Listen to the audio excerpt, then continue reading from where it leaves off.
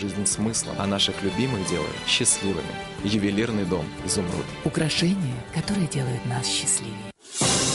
Курч суроолор, көмүскө фактылар, күтүүсүз жооптор, окуяларды акыйкат жана калыс талдоо. Ар шаршембиде кечки саат 9-да мен Айзада Касымалиева Азаттыктын ыңгайсыз суроолорун коомдук телеканалдан көрүүгө чакырам. Белдеги оору, сууктурдун оорусу, булчуңдардын оорусу, жана муундардын орушу анын баары унутулду. Анткени бизде Фастумгел бар да. Эми адамдар Фастумгелдин таасири менен жагымдуу кыймыл-аракеттин бактысын көрүүдө. Фастумгел дартын чордонун ичине кирип, оорудан жана сезгенүүдөн арылтат. Фастумгел кыймыл-аракетиңиз оңой жана жеңил. Коюнек берейинби? Мына, азыр. Балачка го? Же суу сабат ал? Апа! Кичинекейим, эмнен чайладың? Эгер балаңыздын ичи сайгылашып ооруса, эспумизан сиробун ичиңиз. Кана балам, доктор айткандай оозуңдач. Эспумизан газдын топтолушун кетирип, баланы сайгылашкан оорудан кутултат. Эспумизан ич көпкөнүн басат. Бөбөктүн ичи басылып уктады, энеси тынчтанды. Как приготовить бульон? Выбираем качественные натуральные продукты, берем проверенный рецепт. Но все это уже есть в бульоне Ролтон. Ароматные специи, мясо и кусочки овощей. Домашний бульон Ролтон. Прозрачный, золотистый. Ролтон. Выбор очевиден. Вклады Байтыщум и партнеры. Сбережения на все случаи жизни. И всегда гарантированный и стабильный доход. Вклады Байтыщум и партнеры. Забота о стабильном будущем. Саса Интернешнл компаниясы океан чайын тартуулайт. Назик жалбырактар менен чипстердин уникалдуу пропорциясы, даамдын жана жыпар-жыттын бардык түрлөрү. Уважаемый избиратель, на выборах президента будут действовать новшества, о которых вы должны знать. Чтобы помочь избирателям в уточнении их данных в списке избирателей, организуется работа специальных мобильных групп. Каждая мобильная группа состоит из представителя участковой комиссии, представителя местного самоуправления или милиции и представителя НПО. Мобильная группа будет обходить территорию избирательного участка от двери к двери, вручать извещения, а в случае необходимости оказывать содействие в заполнении заявлений. ЦИК убедительно просит вас оказывать всяческое содействие работе мобильных групп по составлению качественного списка избирателей.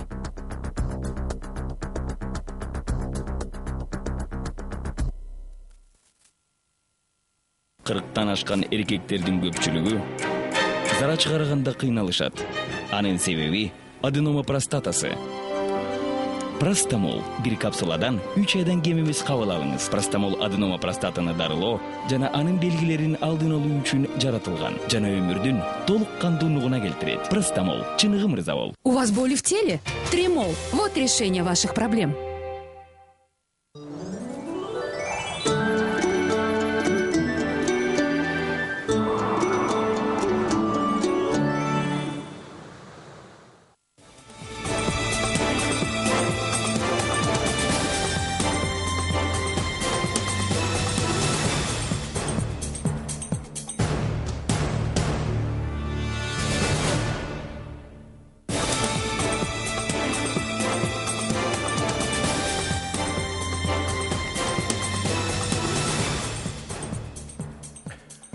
Саламатсыздарбы, урматтуу телекөрүүчүлөр жана радио угармандар. Биз Кыргыз Республикасынын президенттигине талапкерлер ортосундагы телетаймаштын 2-нчи күнүн баштайбыз. Добрый вечер, уважаемые телезрители. В эфире политические дебаты кандидатов в президенты Кыргызской Республики. Сегодня второй день дебатов, и в нем принимают участие Кыргыз Республикасынын президенттигине талапкер Камчыбек Ташиев.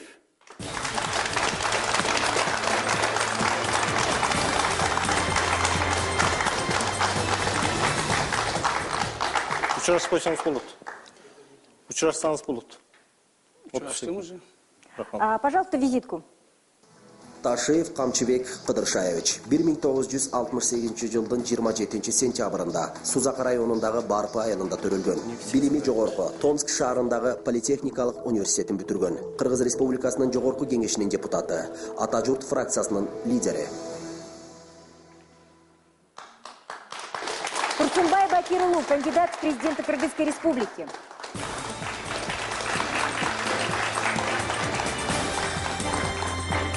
Assalamu alaikum, қалайық қалық.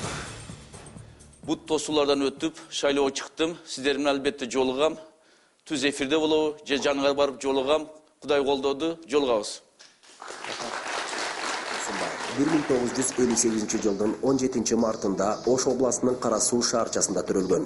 Кыргыз мамлекеттик улуттук университетин бүтүргөн. Философия илимдеринин кандидаты, Кыргыз Республикасынын жогорку кеңешинин депутаты, Эркин Кыргызстан партиясынын лидери. Ошондой эле Кыргыз Республикасынын президенттигине талапкер Алмазбек Каримов.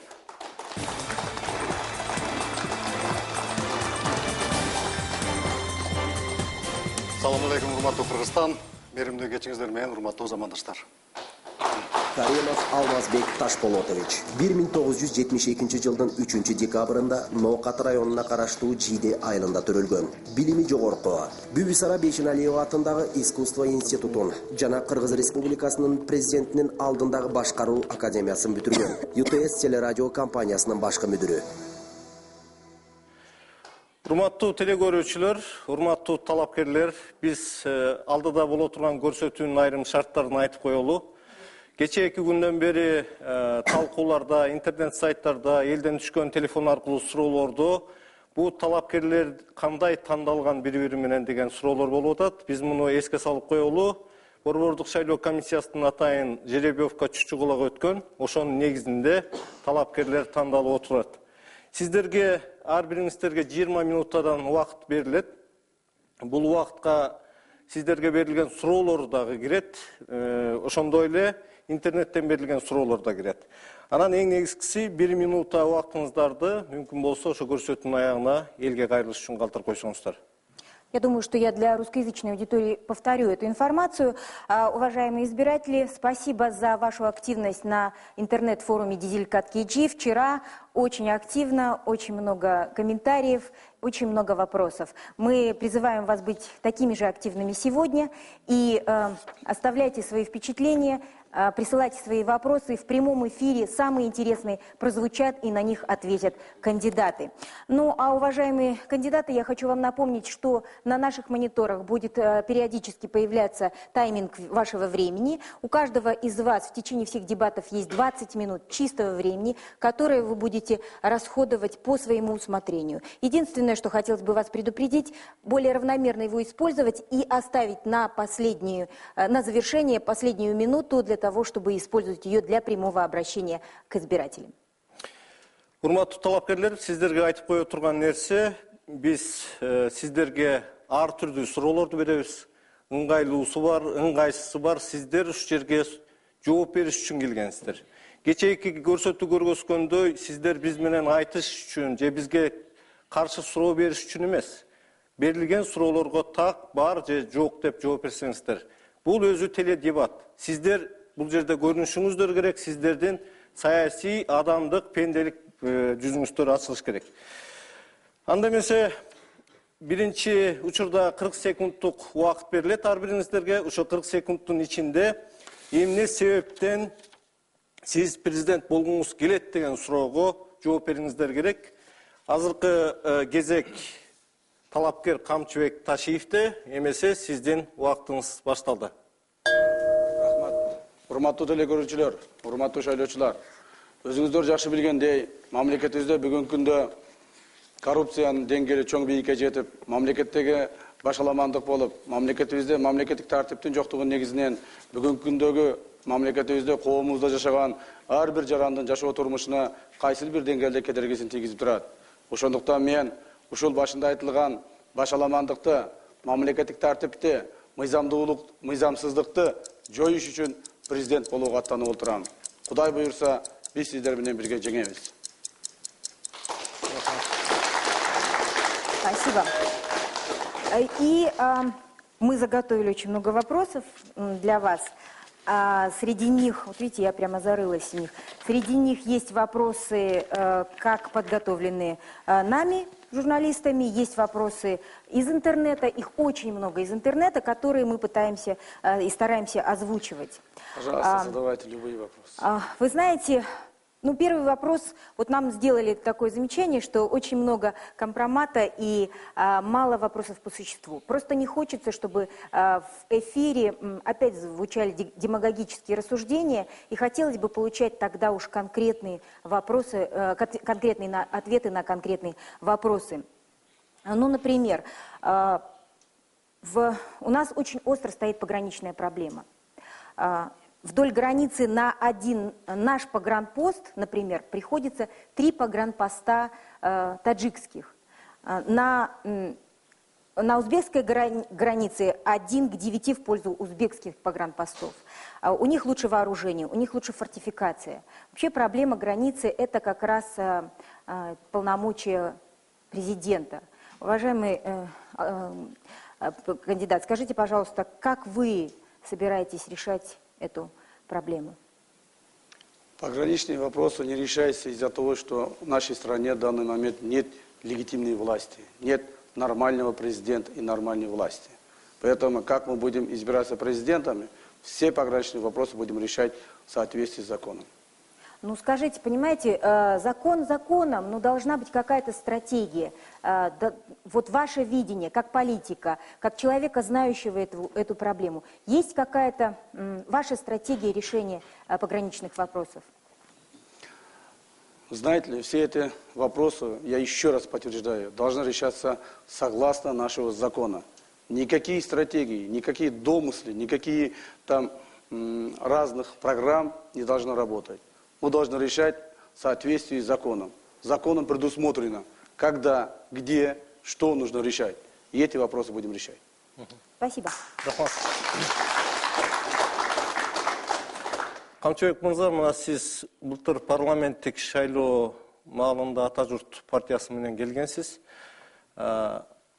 Азыркы тапта мындай пикир бар, ушу парламенттик башкарууну биз көрүп атабыз.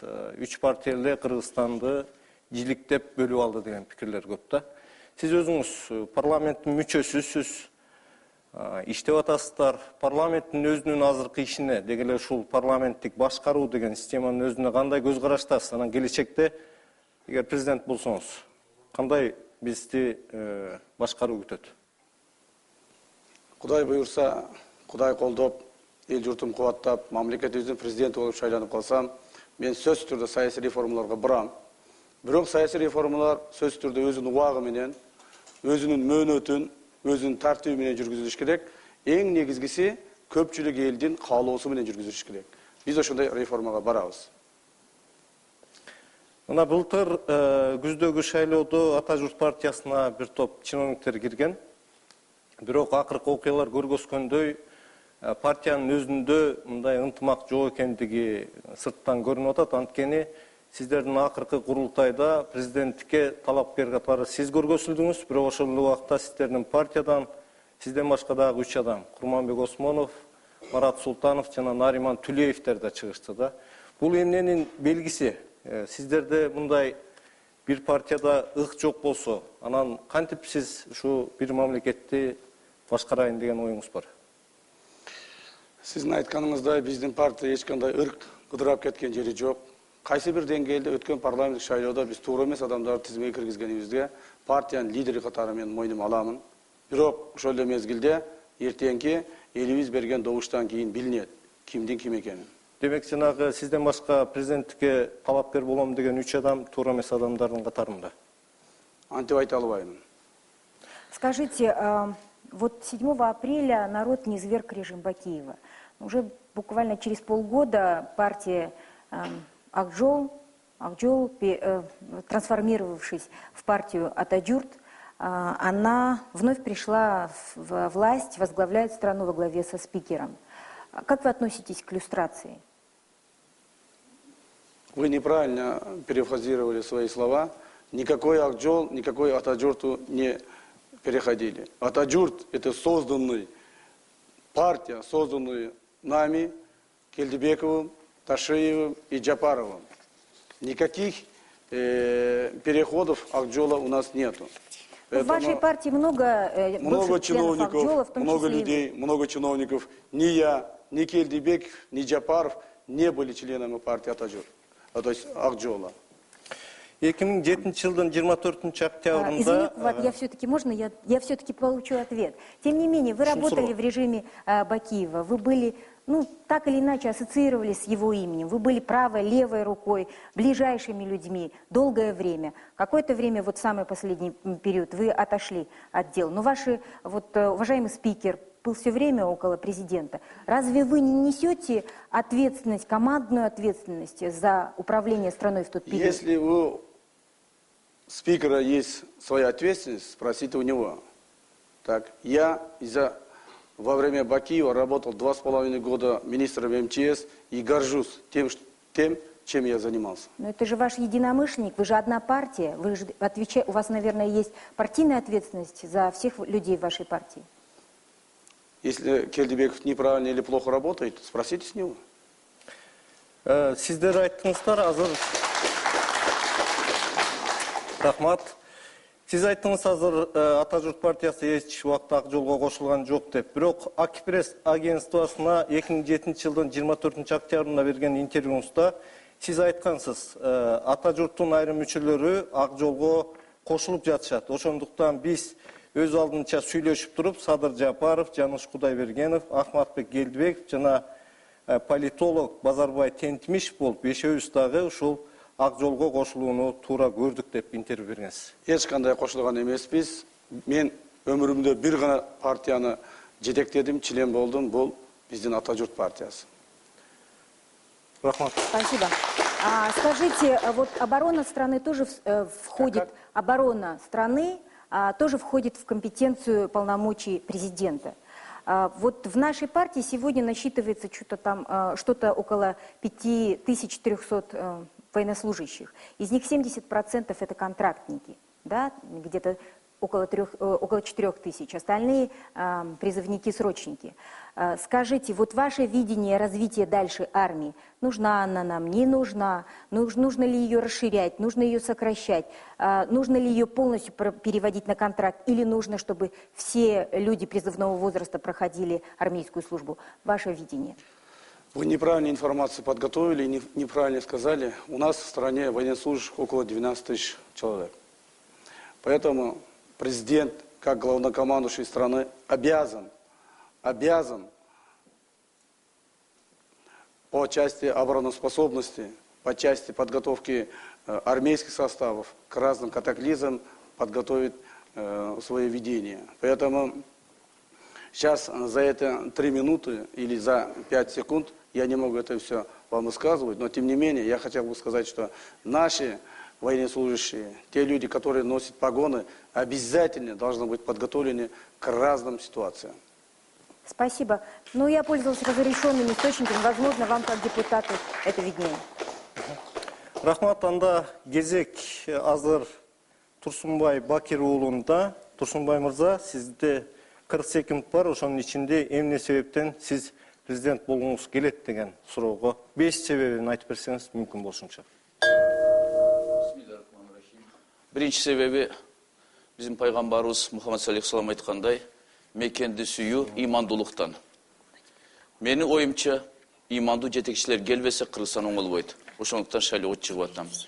Экинчи себеби, мен эч качан Акаев, Бакиев же убактылуу өкмөттүн командасына кирген жокмун. Бул шайлоого катышканын толук укугум бар.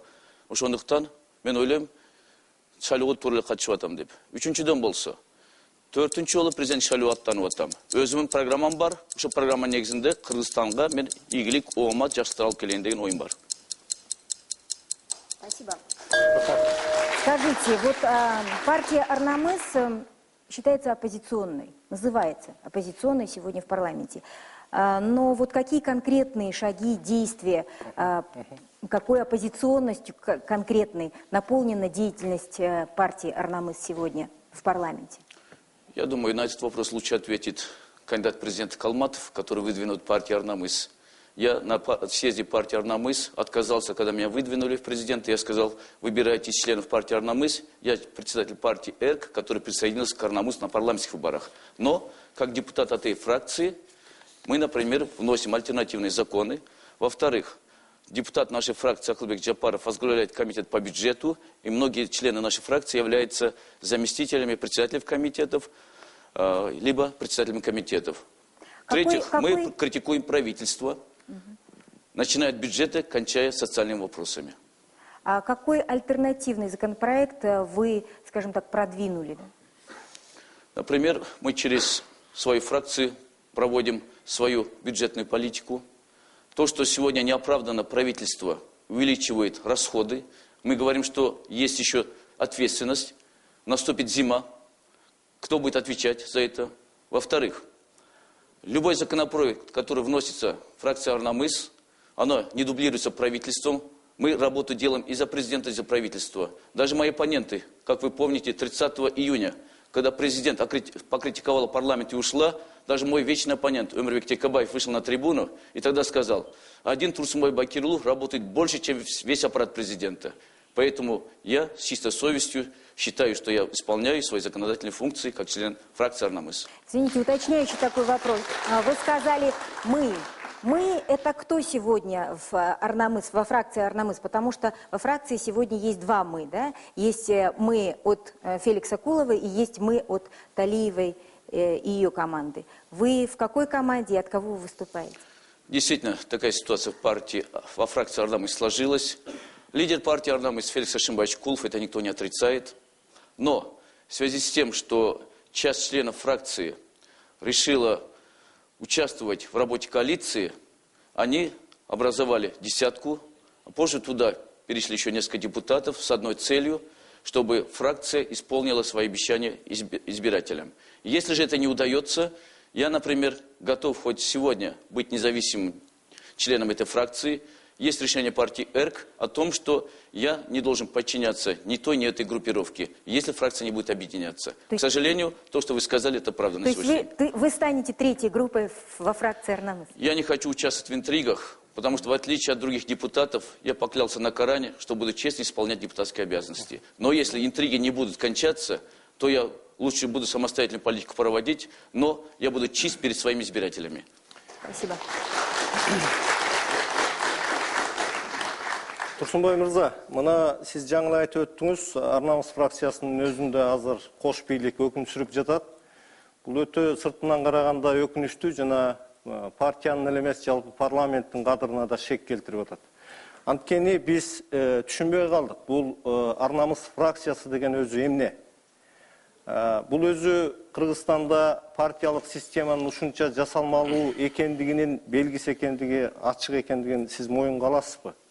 Жана ошонун аркасында бул парламентке эле эптеп келиш керек болгондугун моюнга аласызбы?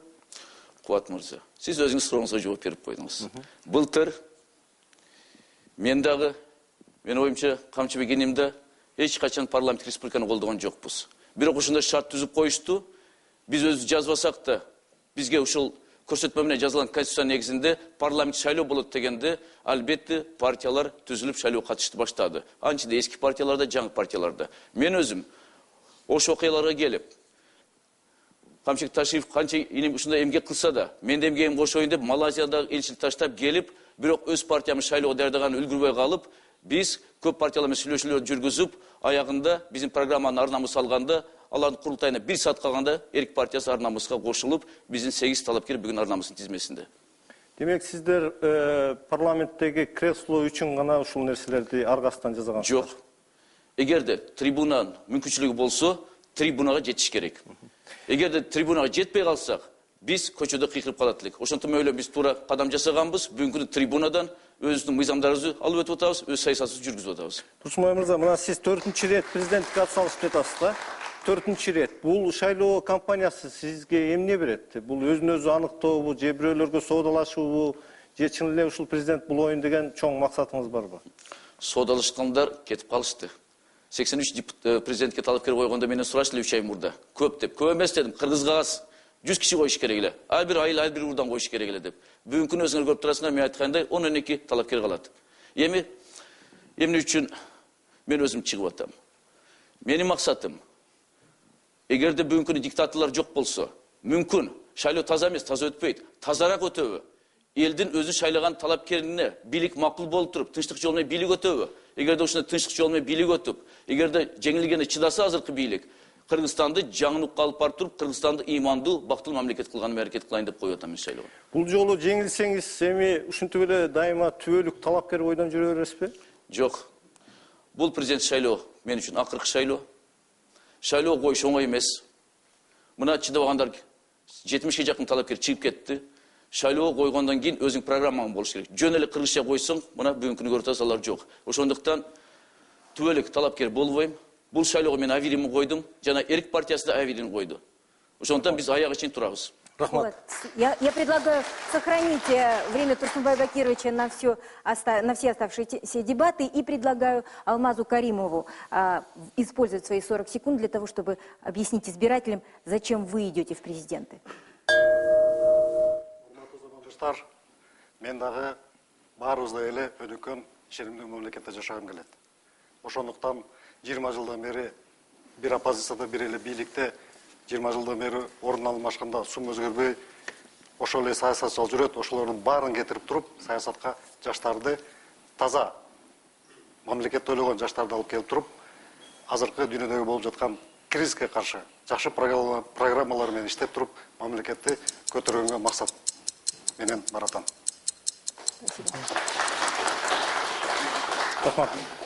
Скажите, вот честно говоря, не очень знаю вас как политика, но знаю вас немного как коллегу. Вот вы были депутатом в тот период, когда принимался закон о телевещании, где указывалось, что каждая телекомпания должна 50% эфира заполнять национальным продуктом. Да. При этом у вас есть компания ЮТС, раньше она называлась Нариман ТВ. Как вам удавалось и соблюдали ли вы закон в этой части? Если вы помните, когда закон принимался, Нариман, да. Когда принимался, мы действительно 60% контента должны были давать на кыргызском государственном языке, остальные на других языках. И я был соавтором этого закона, и мы дали еще всем телекомпаниям срок. В течение, по-моему, 1 года исполнять это. То есть закон через год будет полностью всеми средствами массовой информации электронными будет исполняться. К сожалению, даже государственная телерадиокорпорация не может. А вы можете, вот ваши компании ЮТС? Нет, мы тоже нет. То есть вы, в общем-то, приняли закон, который сами не можете исполнить? Да. Парадокс. Парадокс в том, что я тогда поднимал вопрос. Именно без государственной поддержки вот этот закон не будет исполняться. К сожалению, со стороны государства ни одной поддержки не было, поэтому страдают все телестанции. Спасибо. А сколько своего продукта вы делаете? Ну, примерно в процентном соотношении, сколько эфиров вы заполняете собственным продуктом сегодня? 20%. 20%? Да. 20 с повторами? 20 с повторами. Спасибо. Остальное ретранслируйте. Ретранслируйте. Алмаз мырза, эми сизди биз журналист катары, анан экинчиси ошол Ак Жол партиясынын татыктуу мүчөсү катары 2007 жылы декабрда бурмаланган парламенттик шайлоонун жыйынтыгында келген партиянын өкүлү катары билебиз.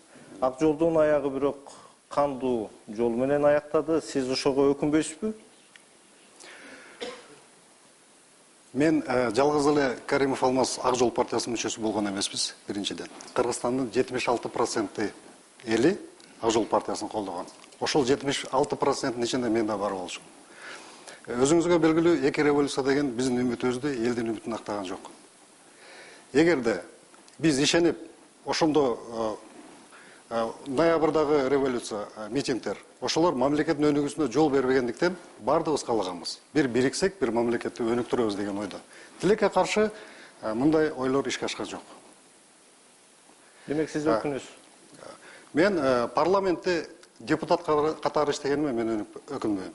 Мен маанилүү иштерди көтөргөм. Бирок лидер өзүңүздөр билесиздер, кандай Вы сейчас сказали такую принципиальную вещь. Вы сказали, что избиратели отдали, большинство избирателей отдали голоса за партию Акжол. Вы до сих пор утверждаете, что это были честные выборы и не сфальсифицированные в вашу пользу и в пользу не в пользу тех оппозиционных партий, которые тогда боролись за эти мандаты. Я имею в виду СДПК, Атамекен. Я агитировал в своем районе, в городе Кызылкия. В том районе выборы прошли, я могу смело сказать, честно. А что в республике творилось, это должен решать соответствующие органы. Это ЦИК и оппозиционные партии, если обращались То есть вы депутат не странового уровня, вы депутат регионального уровня, который отвечает только за свое местечко. Нет.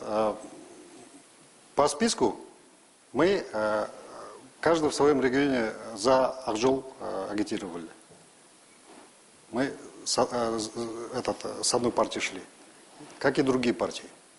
Поэтому я бы не сказал, что региональные. Скажите, есть желание, искушение еще раз вступить в какую-нибудь партию? Нет. Спасибо. Рахмат. Азыр болсо эми кезек оппоненттердин бири-бирине суроолорунда Камчыбек Ташиев мырзага суроолоруңуздар болсо, биринчи кезекте Турсунбай Бакир уулу, сиздин кезегиңиз берсеңиз болот. Көдемениним, мен bir provokasiya суроо бергим келбейт. Просто Камчыбектин эмгегине баалап, 99-жылы Баткен окуясында да мен ушундай ишти жасаганда достор сүйүнүп, душмандар күйүп, бир болгон сөздөрдү ойлоп чыккан. Сиз жөнүндө да мына ушундай чоң эмгек кылгансыз.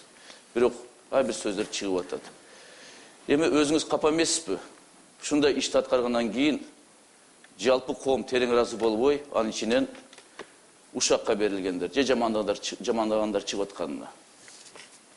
Мен өткөн жылкы ош окуяларында кайсыл бир деңгээлде бирөөдөн бир награда алып калайын, бирөөдөн алкыш алып калайын деп жасаган эмесмин.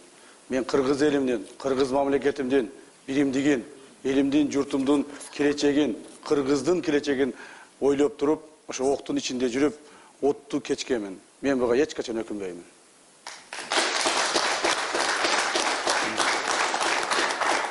Спасибо. И вопрос, Алмаз, ваш. Урматтуу Камчыбек мырза, мен сизди аябай порядочный адам экениңизди билем. Бирок ошого карабастан азыркы парламент 5 партия келген. 5 партияны 37% эле эл колдогон. Калган 63% эл колдогон эмес. Ошондой болсо дагы 5 партия мамлекетти башкарып жатат. Кандай деп ойлойсуз? Азыр партиянын азыркы иштеп жаткан партиялар, парламент мамлекетти туңгуюкка алып келди деп ойлойсузбу? Эгер ошондой ойлосоңуз, анда парламент таркасын деп инициатива көтөрөсүзбү? Мен ойлоймун, биздин парламент мамлекетти туңгуюкка алып келген жок, биздин конституция алып келди туңгуюкка.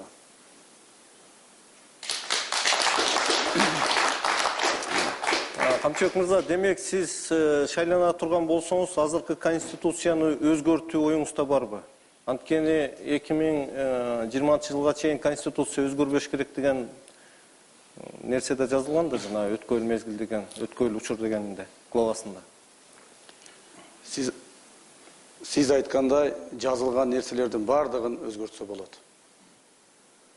Ал жерде конституцияда так жазылган 300.000 кол топтош керек, бирок 300.000 кол топтогондон кийин ал процедураны парламент өзү караш керек деген.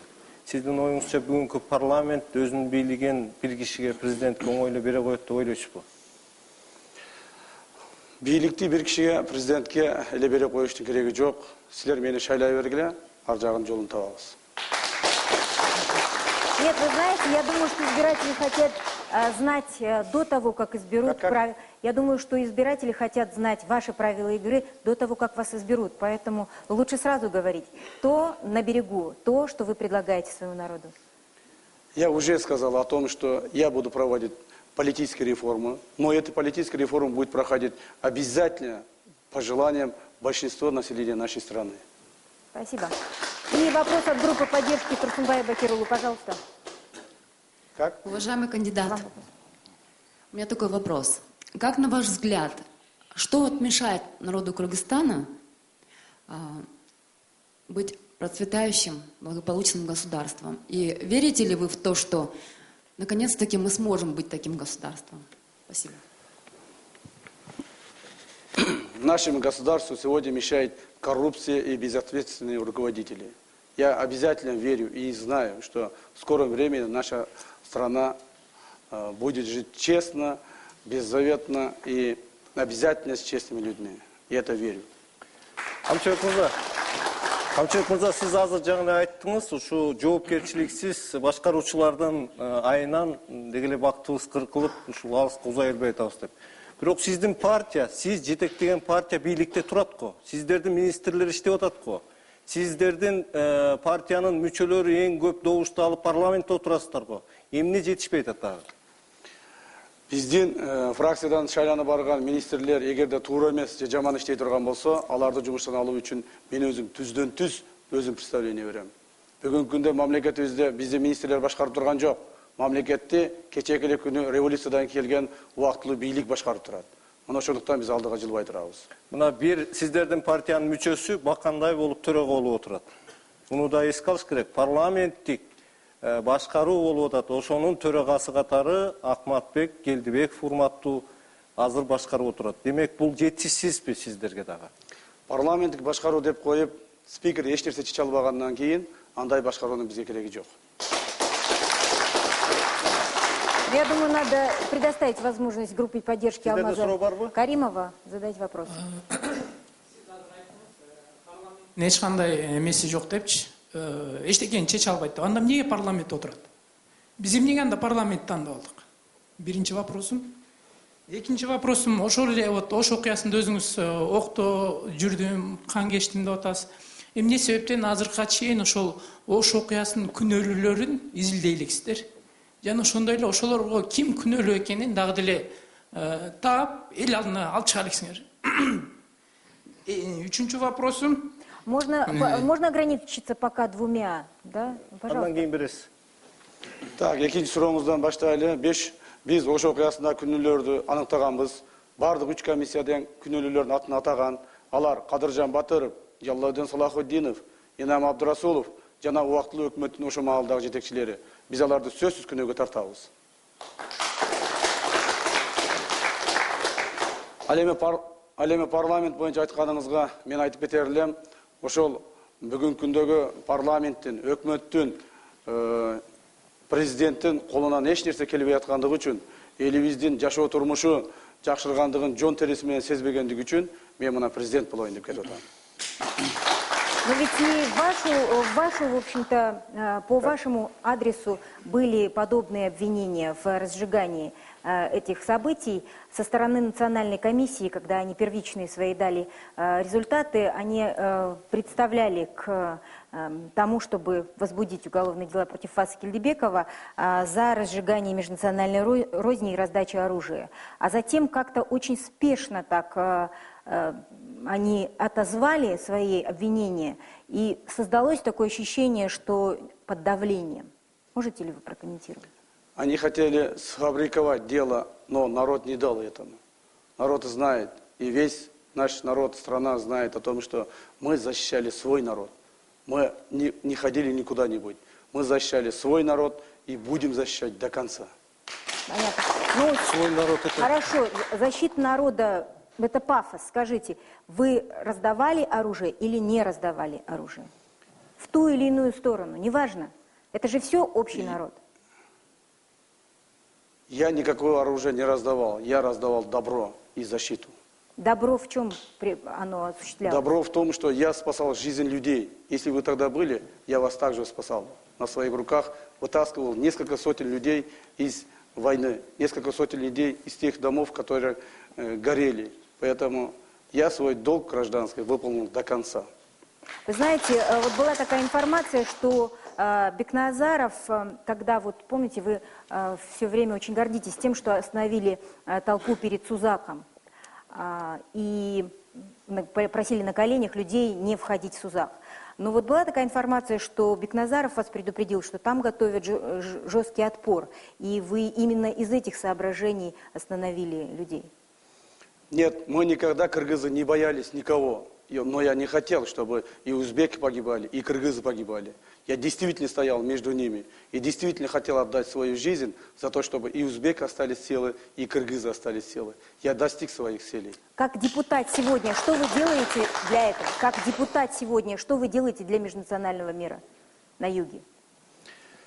Я не только как депутат, я как гражданин своей страны всегда буду делать так, чтобы в нашей стране все нации, национальности жили Это слова. в мире и Скажите согласии. конкретные Подождите. дела, пожалуйста. Конкретные Динара, дела. Подождите. Сегодняшние дебаты не для вас, а это для кандидатов. Но Имейте это в виду. дебаты, а Я вам не еще раз лозунги. говорю. Будьте осторожны, пожалуйста. Не перебивайте меня, когда я отвечаю. Поэтому, уважаемый Динара Сулеймалиева, я еще раз хотел бы сказать о том, что я горжусь тем, что делаю и буду делать до конца. Вот вы проживите у нас в Джалабаде, в Аше несколько лет, тогда будете знать, как нужно это делать. Хорошо. Вот я не живу в Джалабаде, но я здесь, в Бишкеке, хочу знать, что депутат Ташиев конкретно делает для восстановления межнационального мира. Конкретные дела политика в этом направлении. Как политик, я сегодня встречаюсь со всеми. Вот сегодня я только что прилетел самолетом в США, я встречался 15 тысяч населением в Осском центральном стадионе. Там были все нации национальности. Я тогда говорил, что все нации национальности в нашей стране должны отвечать по одному закону, единому закону, и взять права и обязанности из этого закона. Другого у нас не дано и не будет. Спасибо. Ну что ж, пришло время, наверное, Турсунбай Бакирулу задавать вопросы от оппонентов. Пожалуйста, ваш вопрос... Турсунбай Бакирулу. Нет. Камчыбек Кадыршаевич, ваш вопрос Турсунбай Бакирулу. Вот видите, Динара, вы посмотрите свой бумагу, а не перебивать кандидата. Вот тогда будет хорошо. Хорошо? Нет, вы знаете, я имею право перебивать, если вы занимаетесь пустой демагогией. Поэтому хотелось бы, чтобы вы давали конкретные еще раз ответы. прошу вас. Давайте конкретные ответы. И не запугивайте, пожалуйста. Мен сізге бір сұрауым бар әлі, шуныға жауап беріп қойсаңыз жақсы болады. Мына бізде, мен бүт мемлекетті қыдырып шықтым, өте көптеген сұраулар болып жатады.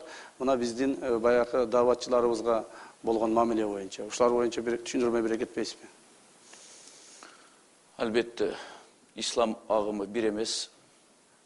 Түсінген, түсінбеген адамдар даватқа шығып жатады. Ошондуктан елде нарашылық туылып жатады, Камчыбек инем. Мына мисалы даватчының ең негізгі шарты бұл исламды өзі білу. Түсінігі жоқ адам даватқа шығыш керек емес. Бұл біріншіден. Екіншіден болса, даватқа шығып жатқан адам 3 күнге шықса, 3 күнге үй бүлесіні тамақ ашымен қамсыз қылыш керек. 1 айға шықса, 1 ай қамсыз қылыш керек. 3 айға шықса, 3 ай қамсыз қылыш керек.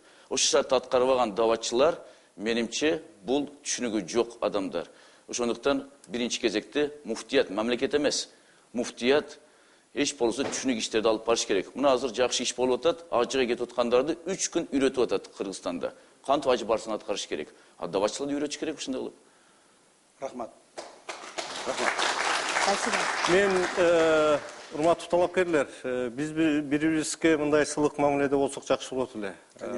Бул жер боксташа турган ринг эмес, Камчыбек мырза. Мындай кичине күлүп жайнап, бири-бирибизге мындай сылык мамиледе болсок жакшы болот эле. Мен сизден ушуну суранам. Мен айтып коеюн, жооп берип коеюн. Мен сиз менен бул жерде күлүшө турган жерге келген жокмун. Муну дагы сизге тутуп коеюн. Да, но только вы знаете, вчера звучали там угрозы, что отрежут язык и ноги. Сегодня вы говорите, будьте осторожны. Вы понимаете? Я одно хочу сказать. Я исполняю тоже свои обязанности, и запугивать меня не надо, я не боюсь. Правильно. Правильно сделаете.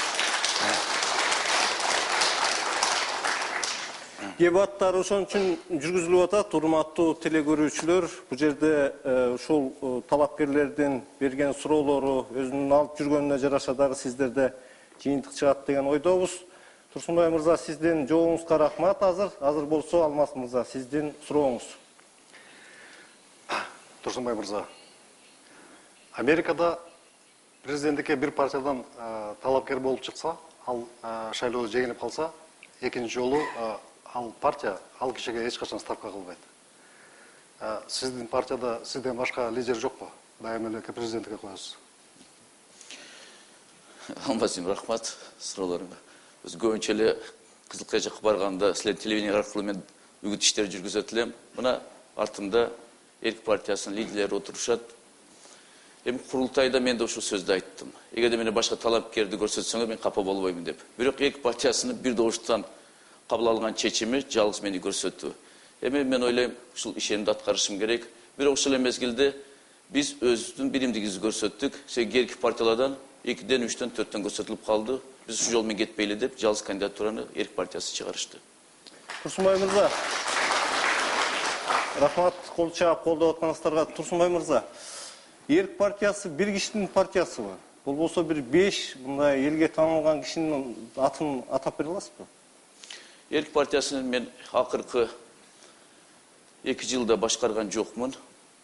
Ошондуктан Эрк партиясынын чыгып кеткен инсандар да болду. Мен аларды түшүнөм.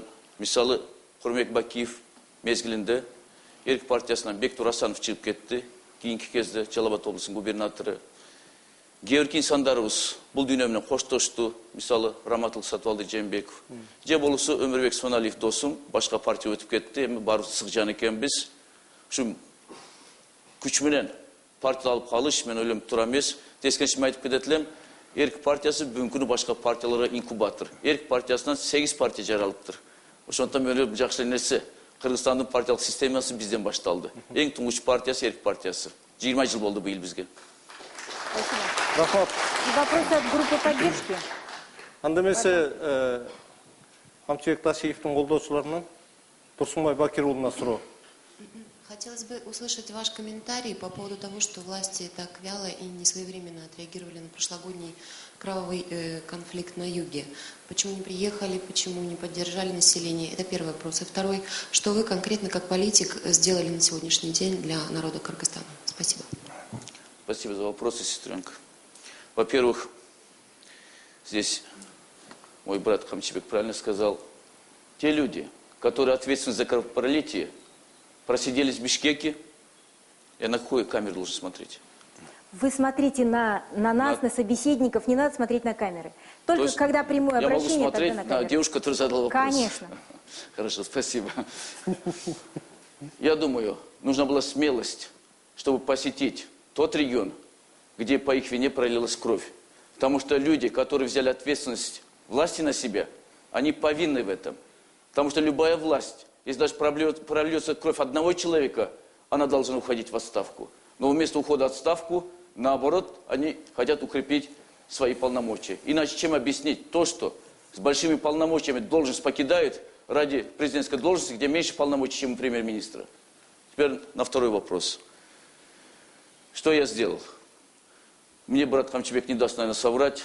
Сегодня один из активных депутатов парламента, как опытный депутат, являюсь я. Я не хочу себя хвалить, это в исламе нету, но я хочу фактами сказать. Я автор более 100 законодательных инициатив в парламенте. Часть из них уже принята, работает. Например, по закреплению домов или квартир в тех семьях, где неполные семьи, где есть дети несовершеннолетние, либо дети-инвалиды. Кроме того, я являюсь автором одного из законопроектов об амнистии, по которому несколько тысяч человек вышли на свободу. Моя цель, чтобы в тюрьме сидели большие воры, большие коррупционеры, а не те, кто украли утку или куртку украли.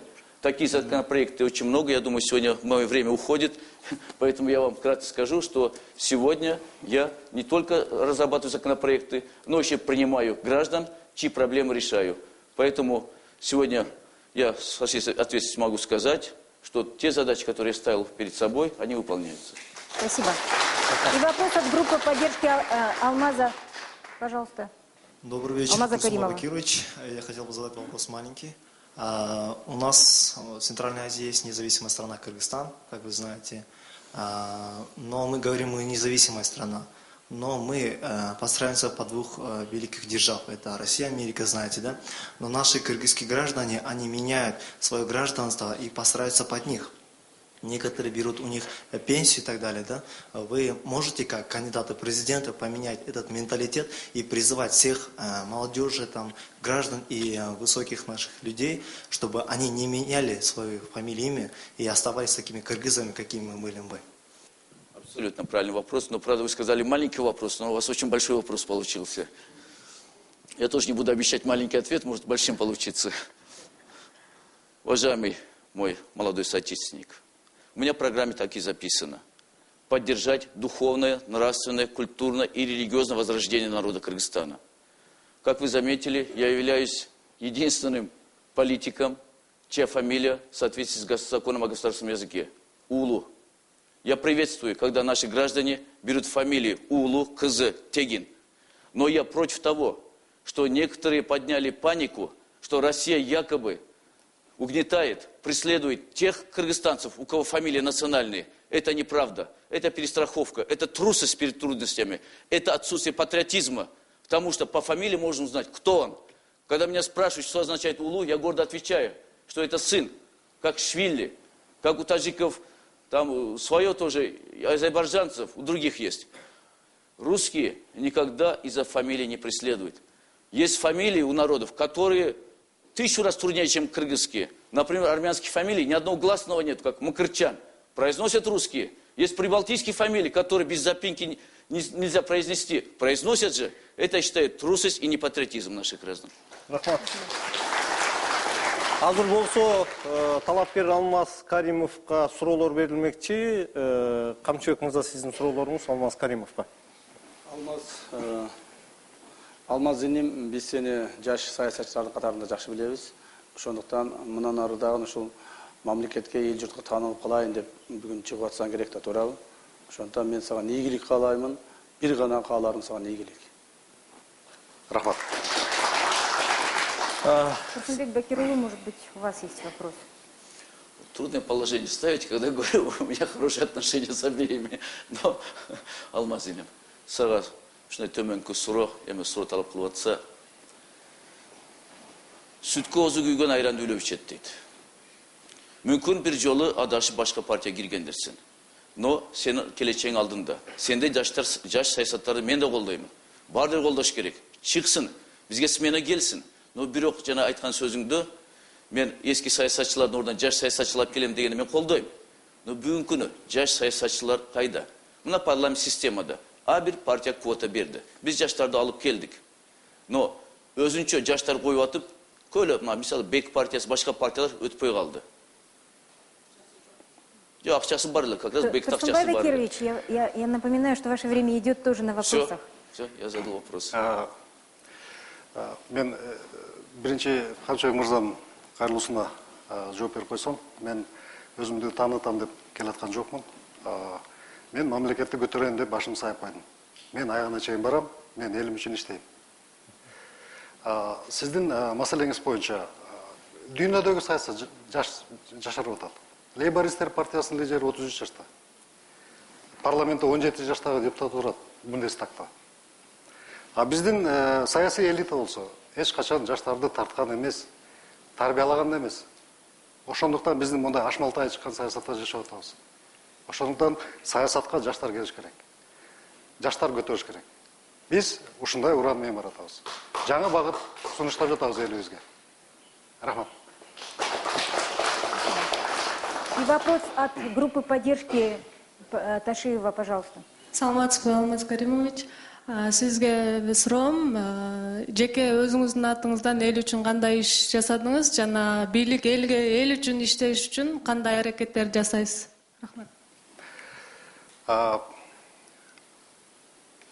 Мен ушул телеканалда режиссер болуш деген саясат программасын чыгаруу боюнча. Андан кийин мен өзүмдүн менчик телерадио компаниямды ачтым.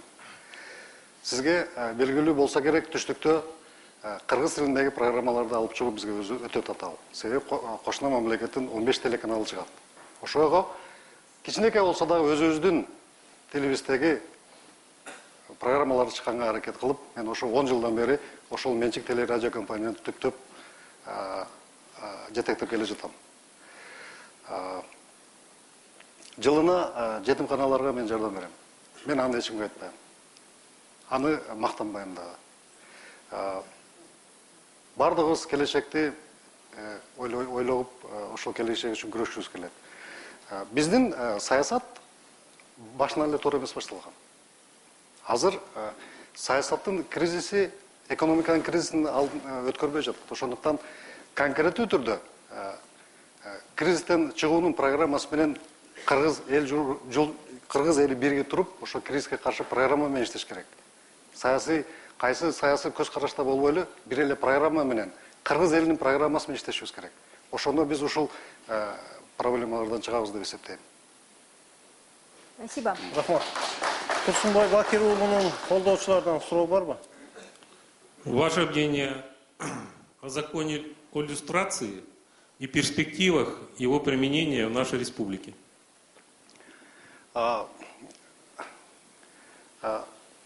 Позвольте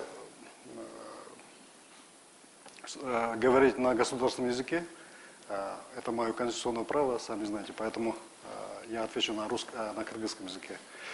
Люстрация деселе бул жанагы иштеп жүргөн адамдар баарын кетирип туруп эле анан жаңы адамдарды алып келип койгон туура эмес. Люстрация деген мыйзам бул батыштык көз караштагы мамлекеттер ошол Советтер Союзунун коммунизм идеясынан чыгаруу үчүн жанагы Европалык мамлекеттерге киргизген мыйзам болчу. Бул люстрация келечекте эгерде биздин саясатыбыз ушундай деңгээлде кете бере турган болсо, анда люстрация деген мыйзамды киргизиш керек. Бирок аны кантип киргизебиз? Маселе башка. Рахмат. Рахмат, урматтуу талапкерлер, урматтуу телекөрүүчүлөр, азыр болсо биз видео суроолорго өтмөкчүбүз. Мүмкүн болсо азыр суроону берип койсоңуздар, урматтуу режиссерлор. Да, видео вопросы Түп келген жолундагы жолу салынып атат. Каркыра таможнясы революциядан бери жабык турат. Ысык Көл облусунун тургундарынын канча миңдеген тонналаган буудайы бар, эти бар, картошкасы бар, ошону сатканга мүмкүнчүлүк жок болуп, дыйкандардын эмгеги акталбай атат. Биринчи чоң суроо, биринчи чоң маселе ушул таможняны ачып бериңиздер, өтүнөбүз, суранабыз. Сиздин жооңуз, Камчыбек мырза. Мен мамлекетибиздин бүт бардык жерин кыдырып чыктым. Ошол эле Ысык Көл облусун, Нарын облусун, Талас облусун. Талас облусуна барганыбызда дагы ушул суроолор берилип атты. Манас районунда. Казакстанда картошка 30 сом, бизде 5 сом. Ушул биздин чек арага кандай бир жардам бересиңер деп. Кудай буйрса, президенттик шайлоо өтсүн, президенттик болуп шайланайлы. Сөзсүз бул маселелерди чечүүгө биз багыт алышыбыз керек. Скажите, пожалуйста, так или иначе это связано с намерениями вступить или не вступить в таможенный союз. Скажите, вот этот вопрос касается и рынков, да, реэкспорта китайских товаров через Кыргызстан.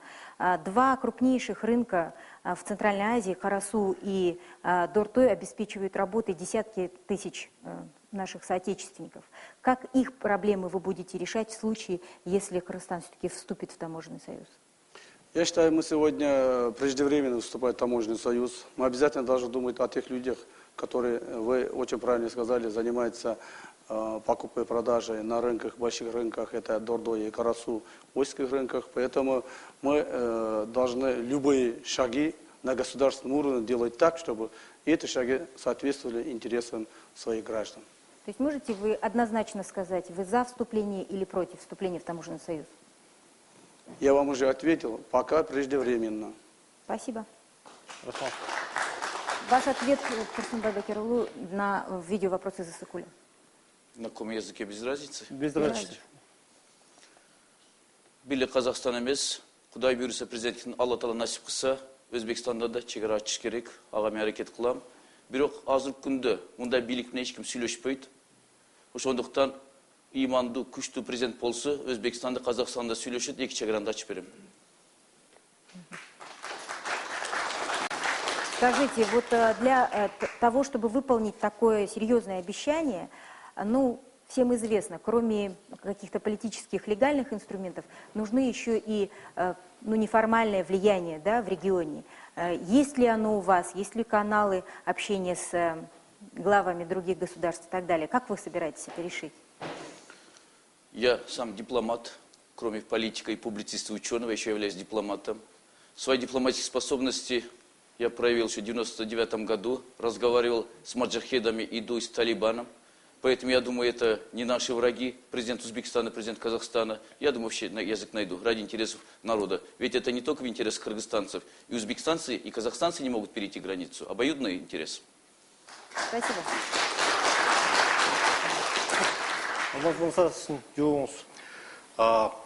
Менин оюмча, биздин мамлекеттин ичинде ар бир саясатчынын, ар бир бийликтин ортосундагы диалог болмоюнча, биздин кошуна мамлекеттер, башка мамлекеттер бизди тоотпойт дагы, сүйлөшпөйт дагы. Ошондуктан биринчи ичи ара маселелерди чечип алып туруп, андан кийин боордош мамлекеттерибиз менен тең ата болуп бирдей сүйлөшкөндө гана бул чек ара маселелери чечилет. Ички маселелер болгондо кандай чоң маселелер чечиш керек? Бир 3 маселени санай аласызбы? Буларды жазасак, анан кошуналар менен биз тең ата сүйлөшө алабыз деп. Бул чек ара маселеси жанагы Бажы союзу боюнча көтөрүлүп жаткан маселе. Бул биринчи кезекте бул мен урматтуу коллегаларым, оппоненттер жакшы билет деп ойлойм. Бул биринчиден саясий маселе. Ошондуктан бул маселени чечиш керек. Азыр ошол Бажы союзуна кирүү, Камчыбек мырза өзү айтты, эрте. Себеби биз мамлекет катары аларга сунуштай турган эчтекебиз жок. Ошондуктан биринчи ички маселелерди чечип алышыбыз керек. Рахмат. Урматтуу телекөрүүчүлөр, урматтуу талапкерлер, азыр болсо биз Дизел Чекит Элкат KG сайтында жүрүп аткан талкуу жана ал жерде берилип аткан суроолорго көңүл бурмакчыбыз. Биздин интернет модераторубуз Тимур Токтоналиев азыр интернетте эмне болуп атат? Кайсы талапкерлерге кандай суроо бар? Кезек сизде, Тимур. Рахмат. Эми интернетте активдүү талкуулар жүрүп жатат. Пользователи интернета изъявляют желание, чтобы велись активные дискуссии о настоящем, о будущем страны, о благосостоянии народа, чтобы это не был диалогом между ведущими кандидатами. Также кыргызстанцы негативно высказываются об угрозах, поступающих из уст Камчыбека Кыдыршаевича. Ал эми Алмазбек Ташполотович жаңы талапкер болгондуктан кичине мындай активдүүрөөк өзүн көрсөтсө жакшы болмок деген ушундай бир каалоо бар интернеттен. Ал эми суроолорго өтө кетсек, Камчыбек Кыдыршаевичке мындай суроо бар экен. Эгер сиз президент болсоңуз, мурунку президенттердин кайсы 3 катасын кайталабайсыз? Мен эгерде президент болуп Кудай буйруп шайланып турган болсом, мурунку президенттердин 3 катасын эмес, эң негизги 1 катасын кайталабайм. Бул элимди, жеримди эч качан сатпайм.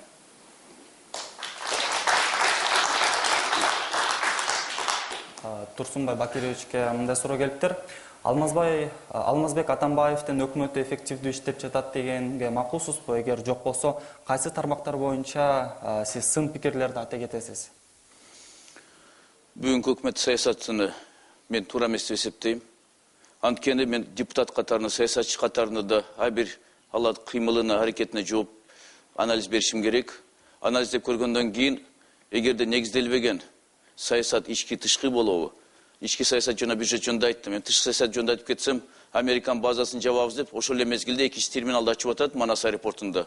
Анан дагы бир учак полоса даярдап атат. Эгерде Американ базасы жабылса, не Россияны жана Кыргыз элин алдайт, жабылат деп туруп, ушу иштерди аракет кылып атса. Ошондуктан толтура сын пикирлер, эгерде Кудай таала президент насип этсе, бул тышкы саясатты, ички саясатты оңдош керек. Рахмат.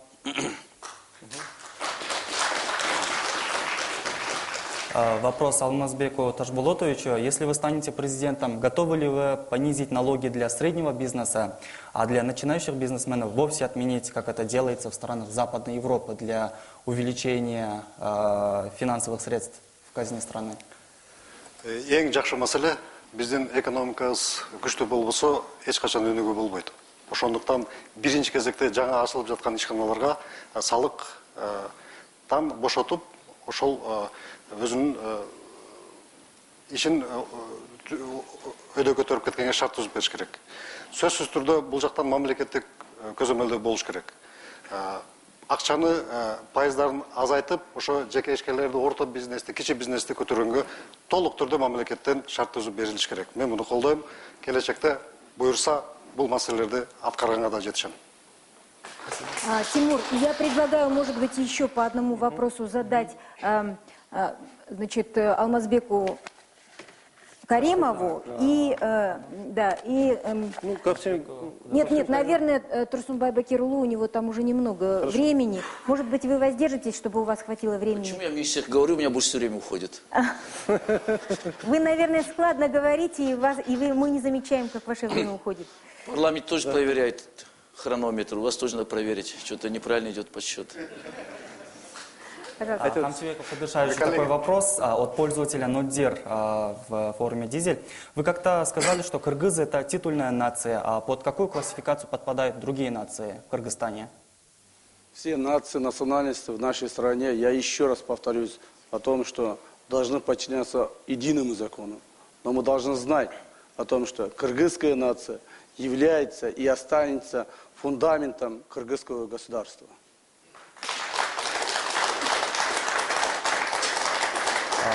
Алмазбек Ташболотовичке мындай суроо келиптир, Боуриси деген колдонуучудан. Эгер сиз президент болбой калсаңыз, сиздин кийинки кадамыңыз кандай болот эле?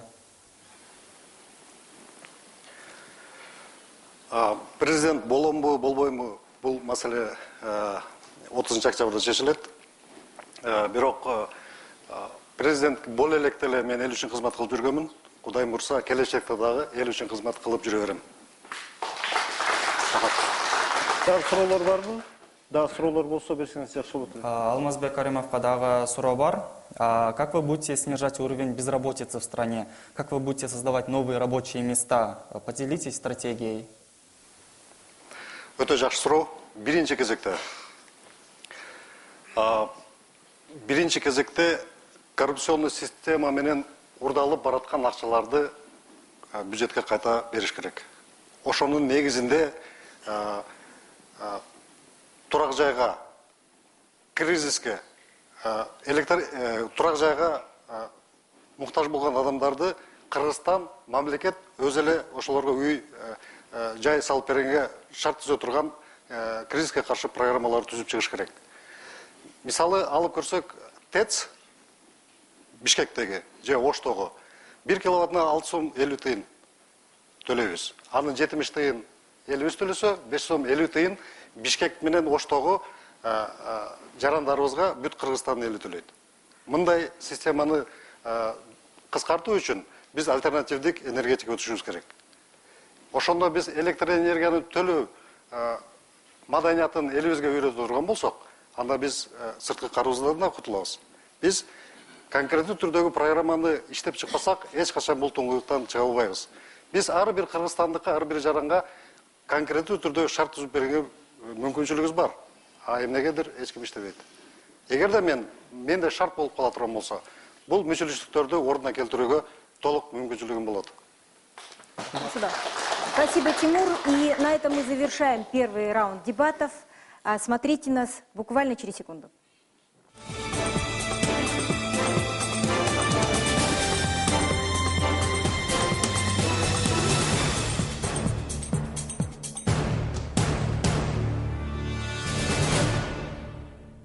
И мы начинаем второй раунд дебатов. Он называется «Персона кандидата». Дела, позиции, слова – все это определяют кандидатов, все это определяет наш выбор, выбор избирателей. Поэтому мы считаем, что весь послужной список человека, который пришел к предвыборной президентской кампании, он должен быть на виду.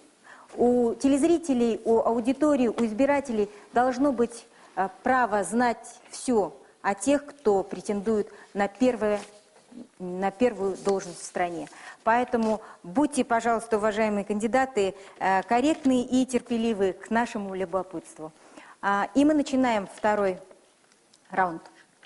Азыр болсо ар бир талапкерге 1 минуттан ичинде кыска суроо жооптор берилет. Мүмкүн болушунча ушуга бир жактуу, анан кыска так жооп берсеңиздер.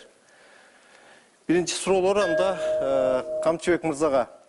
Кыргызстанга башкаруунун кандай түрү ылайык деп ойлойсуз? Убакыт көрсөтөт. Парламенттин ишине ыраазысызбы? Орто. Жогорку кеңеште канча депутат болуш керек деп ойлойсуз? 60-тан ашык эмес. Тууну желекти өзгөртүү керекпи? Керек эмес.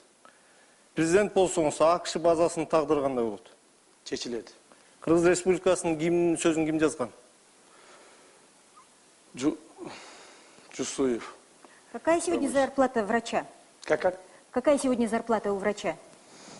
Начиная 3000 до 10 тысяч. Вы когда-нибудь давали взятку врачу? Гаишникам, да. У вас были тройки в школьном аттестате? Как? Были ли тройки в школьном аттестате? Нет. Единственная 4 была. А в зачетной книжке студента? Не слышал. А когда были студентом, были тройки, зачетки? Да, много их было. А в скольких странах вы бывали? Как? В скольких странах вы бывали? Не читал. Рахмат сизге. Азыр болсо кезекте Турсунбай Бакир уулунда. Турсунбай мырза, Курманбек Бакиев деген ким? Экс-президент. Ыйман деген эмне? Иман деген Кудайга ишенүү. Паспорттогу улуту деген графаны алып салуу керекпи, жокпу? Алып салыш керек. Кыргызстандык деп жаңы бир эл болуш керек. Анан кийин бул жерде биз өзүнүн мекендештерибизди бириктиришибиз керек, бир идеология. Өмүрүңүздө канча жолу калп айттыңыз эле? Учулар болгон, ошон үчүн ар бир намаздан кийин билбей жасаган күнөөлөрүм кечир деп суранам Алла Тааладан. Акыркы окуган китебиңиз? Акыркы окуган китеп Обаманын «Риторика» деген китебиз, искусство риторики. Что первично, по-вашему, дух или материя? Дух. Вы совершаете намаз пятикратный каждый день? Я думаю, что вам даже не стоит задавать этот вопрос. Нет, я еще 6-й намаз читаю. Тахаджуд Да? называется, ночью 2 часа. Вы играете в бильярд? Вы играете в бильярд? Играю. И довольно хорошо. На деньги? Нет, это запрещено. Вы ходите в казино? Запрещено, поэтому я был одним из инициаторов закрытия казино. Спасибо. И Алмаз Каримов, вы за национализацию или против? Повторите. Вы за национализацию в принципе или против? Против. Вы умеете готовить? Да. Кто сегодня решит исход, что сегодня решит исход выборов? Деньги или административный ресурс, или воля избирателей? Воля избирателей. Вы хорошо поете? Нормально. Вы умеете танцевать? Нет. Ваш любимый фильм? От заката до рассвета Тарантино. Кыргыз элинен кайсы жаңылыштыгыңыз үчүн кечирим сурайт элеңиз? Ойлонуп көрүш керек. Жол кырсыктарын кантип кыскартуу керек? Тартип болуш керек. Соттордун айлыгы канча болуш керек орточо? 50 болуш керек. 2010 жылдын 7 апрелинде эмне болду? Апрель окуясы болду. Либералсызбы же консерваторсызбы? Либерал. Ну что ж, спасибо. И мы начинаем еще один такой сегмент наших дебатов, вернее, продолжаем его. Это видео «Вопросы из регионов», но теперь персональные. И первый вопрос Камчыбеку Ташиеву, пожалуйста.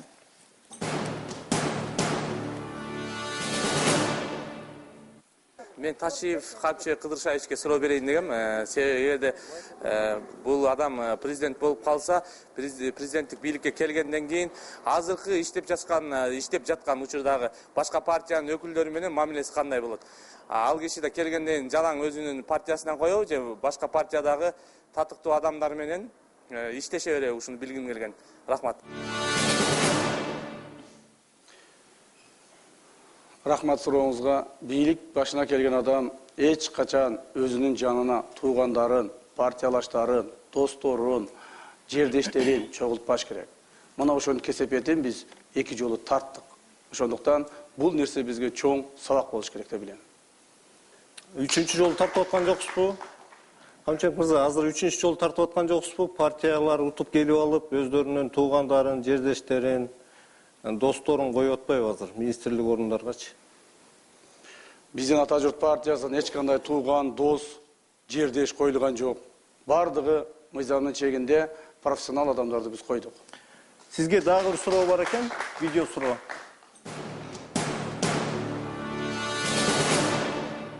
Камчыбек Ташиевке бир суроо менен кайрылайын дедим эле да. Камчыбек айланайын. Мына мен өзүм эле кеченки сен үгүт назат иштериңде жүрүп аткан балдарга көп болуп жатам. Баягы колдо барлыкпы же байлыкпы дегендей байлык менен бийликти көрдүң өзүң. Айланайын. Жарышка чыксаң, сайыпкериң күчтүү болсо, өзүң элге ишеничиң күчтүү болсо, эл сени жерге таштабайт. Бирок акча менен элди алдаганың токтотчу айланайын. Акча деген сөздү токтотолчу. Эң туура айтасыз, урматтуу аксакал, ыйман керек. Сиз ошо калп айтканды токтотушуңуз керек. Менин атымдан, менин мамлекетимде бир дагы адам акчаны Ташиевке добуш бер деп бербейт. Бир дагы бийлик Ташиевке добуш бер деп коркутуп үркүтпөйт. Бир дагы бийлик Ташиевке добуш бер деп алдап соолобайт. Мен буга кепилдик бере алам. Спасибо. И видео вопрос для Турсунбай Бакирлу, пожалуйста. Урматтуу Бакирул Турсунбай мырза, сиздин программаларыңызды, сиздин сүйлөгөн сөздөрүңүздү угуп, окуп чыктык. Жеке менин оюм, эгерде сиз президент болуп калсаңыз, Кыргызстанга халифат куруу, тактап айтканда мусулман мамлекетин орнотууга басым жасабайсызбы? Биринчиси. Ушул эле суроого кошо, бардык жерлерде диний мечиттерди ачууга жол бересизби же бербейсизби деген суроо бергим келет. Биринчиден мен программам али басылып таратылган жок. Өзүңөргө маалым, мени биринчи чаап салышы барак сот аркылуу, жогорку кеңеш аркылуу жана элдин пикири боюнча кайра катуу өткөрүштү. Программам 2-3 күнөн кийин даяр болот. Бирок жана халифат деген сөз бул сиз эмес, буну Аскар Акаев ойлоп чыккан, аны пресс-секретарь Камил Байлинов 2001-жылы айткан. Акаев дагы бир жолу мыйзамсыз президент болом дегенде, атайын мени каралап, Батыш менен Батыш Европаны, Американы коркутуп, эгерде мен Акаев президент болбосом, бул вахабит экстремист келип атат деп менен образ ойлоп чыккан. Бирок ал образ өз ойлоп чыккан Акаев, ошон үчүн Алла Тааланы жазалады. Мен намазымды окуган пендемин, эч кимди мажбурлаган жокмун. Халифатты мен кура албаймын. Бул Алла Тааланын буйругу болгондо курулат ал. Мен өзүм иманды алып келейин деп атам. Намаз окуган адамдардан коркпогула, Кудайдан корккан адамдан коркпогула, Кудайдан коркпогон адамдан корккула. Рахмат сизге. Спасибо. Азыркы видео суроо болсо Алмаз Каримовго Каракул шаарынан, Ысык-Көлдөн. Прошлый год весь шла такая большая работа по увеличению заработной платы. Но помимо заработной платы учителям необходима хорошая материально-техническая база. У меня вопрос по поводу учебников. Значит, у нас иногда бывает такой перегиб. Значит, либо учебники присылают нам для кыргызской школы, и последнее время у нас большая нехватка учебников на русском языке. У нас катастрофически не хватает учебников для старших классов. Такой предмет, как история Кыргызстана, это такой, я бы сказала, гражданский образующий предмет. У нас учебников нет ни в 10 классе, ни в 11. Сөзсүз түрдө биринчи кезекте мамлекет билимге көңүл буруш керек. Билими жок эл бул мамлекеттин өнүгүшүнө көп тоскоолдук кылат. Ошондуктан биринчи кезекте бала бакчадан баштап туруп ар бир окуучуга кайсыл сабактан болсо ошол китептерди убагында мамлекет тарабынан колдоо болуш керек. Сөзсүз түрдө бул ошол Караколдогу жергиликтүү администрациянын, жергиликтүү бийликтин туура эмес иштеп жаткандыгына баа бергим келет. Ошол эле проблемалар бүт эле Кыргызстанда бар. Мисалы, менин кызым быйыл 1-чи класска барды, улуу кызым. Мен дагы мектепке китептерди өзүм чөнтөгүнөн сатып бердим.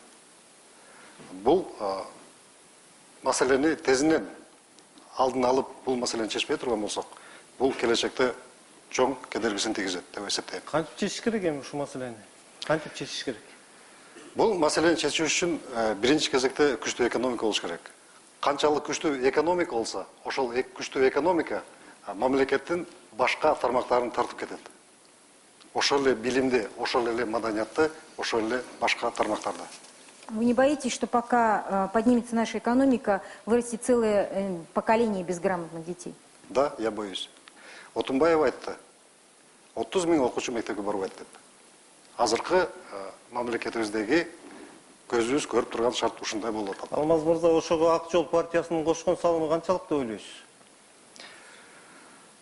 Ак Жол партиясы кандай иштеди? Азыркы партиялар кандай иштеп жатат? Муну тарых өзүнүн ордуна коет. Ошондуктан мен азыр баа бере албайм. 7 апрелде өз ордуна.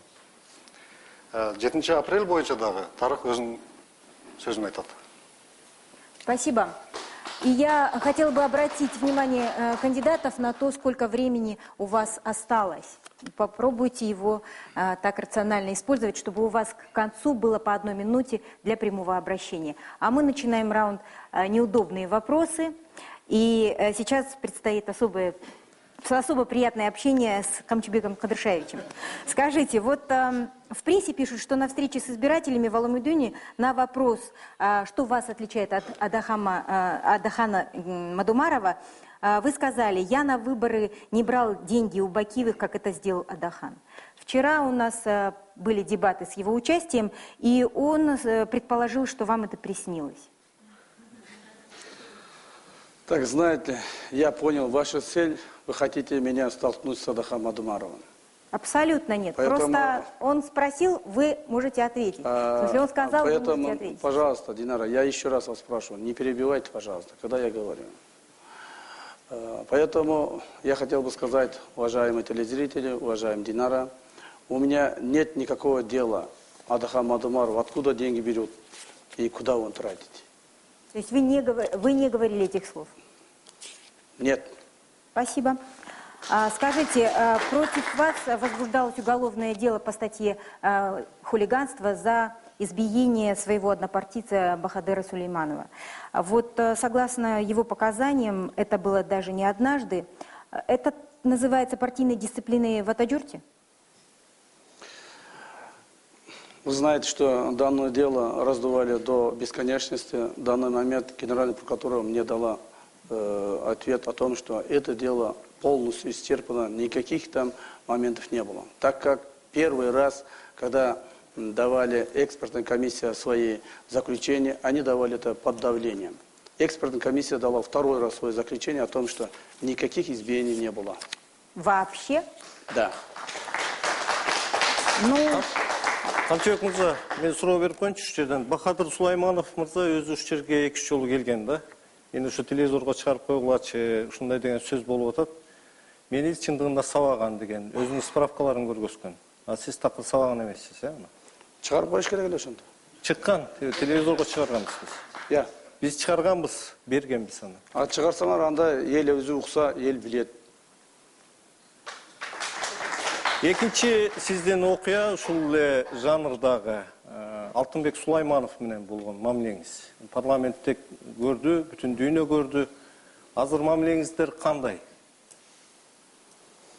Биздин Алтынбек инем экөөбүздүн мамилебиз эң жакшы. Эркектердин арасында ар түрдүү түшүнбөчүлүктөр боло берет. Мен ойлоймун, бул маселе үчүн биз эч кандай бири-бирибизге жамандык ойлобошубуз керек деп ойлойм. Камчыбек мырза, эгерде сиз президент болсоңуз, мамлекеттик иштерди дагы ушундай жол менен, мындайча айтканда, боксташып, мушташып чечесизби? Мен президент болгондо көрөсүз.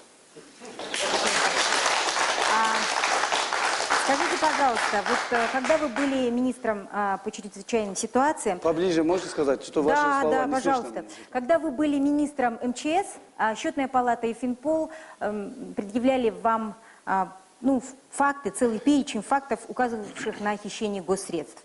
Один из фактов – необоснованное завышение налогов при строительстве мобильных жилых домов для села Нура, пострадавшего от землетрясения. Общая сумма на 3 миллиона сомов.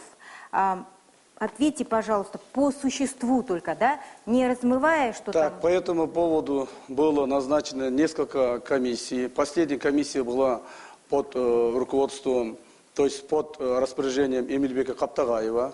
эта комиссия полностью рассмотрела и сказала, что не было никаких расхищений и не могло быть. Это было сфабрикованное дело со стороны тех счетной палаты, которые в то время работала и хотели меня по этому делу остановить. Еще один факт тоже приводится, значит, там, о том, что МЧС без проведения тендера закупила ООСО «Телекстрой» дистопливо по 23 сома, а купила его ООСО «Томас» за 17 сомов 40 тыин. При этом оба ООСО принадлежали вашим родственникам. Никаких таких фактов не подтверждено. Это все было придумки. Это те уголовные дела, которые возбудили после того, как я отправил или ушел от кабинета министров Даниэла Усенова. Скажите, ну вот говорят, что эти материалы все сгорели в Генпрокуратуре во время революции. Это правда? Насколько мне известно, никакая Генеральная прокуратура это дело не расследовала. Это дело расследовала финансовая полиция, и на сегодня никакого уголовного дела нет. Спасибо. Камчыбек мырза, менде мындай суроо бар. Сиздин партиялашыңыз Нариман Түлеев гестке берген интервьюсунда сиз жана жогорку кеңештин төрагасы урматтуу Акматбек Келдибеков экөөңүздөр Москвада Айдар Акаев менен жолугуп, саунада, Мончодогу, андан $500 000 алганын өз көзүм менен көргөм деп интервью берди да.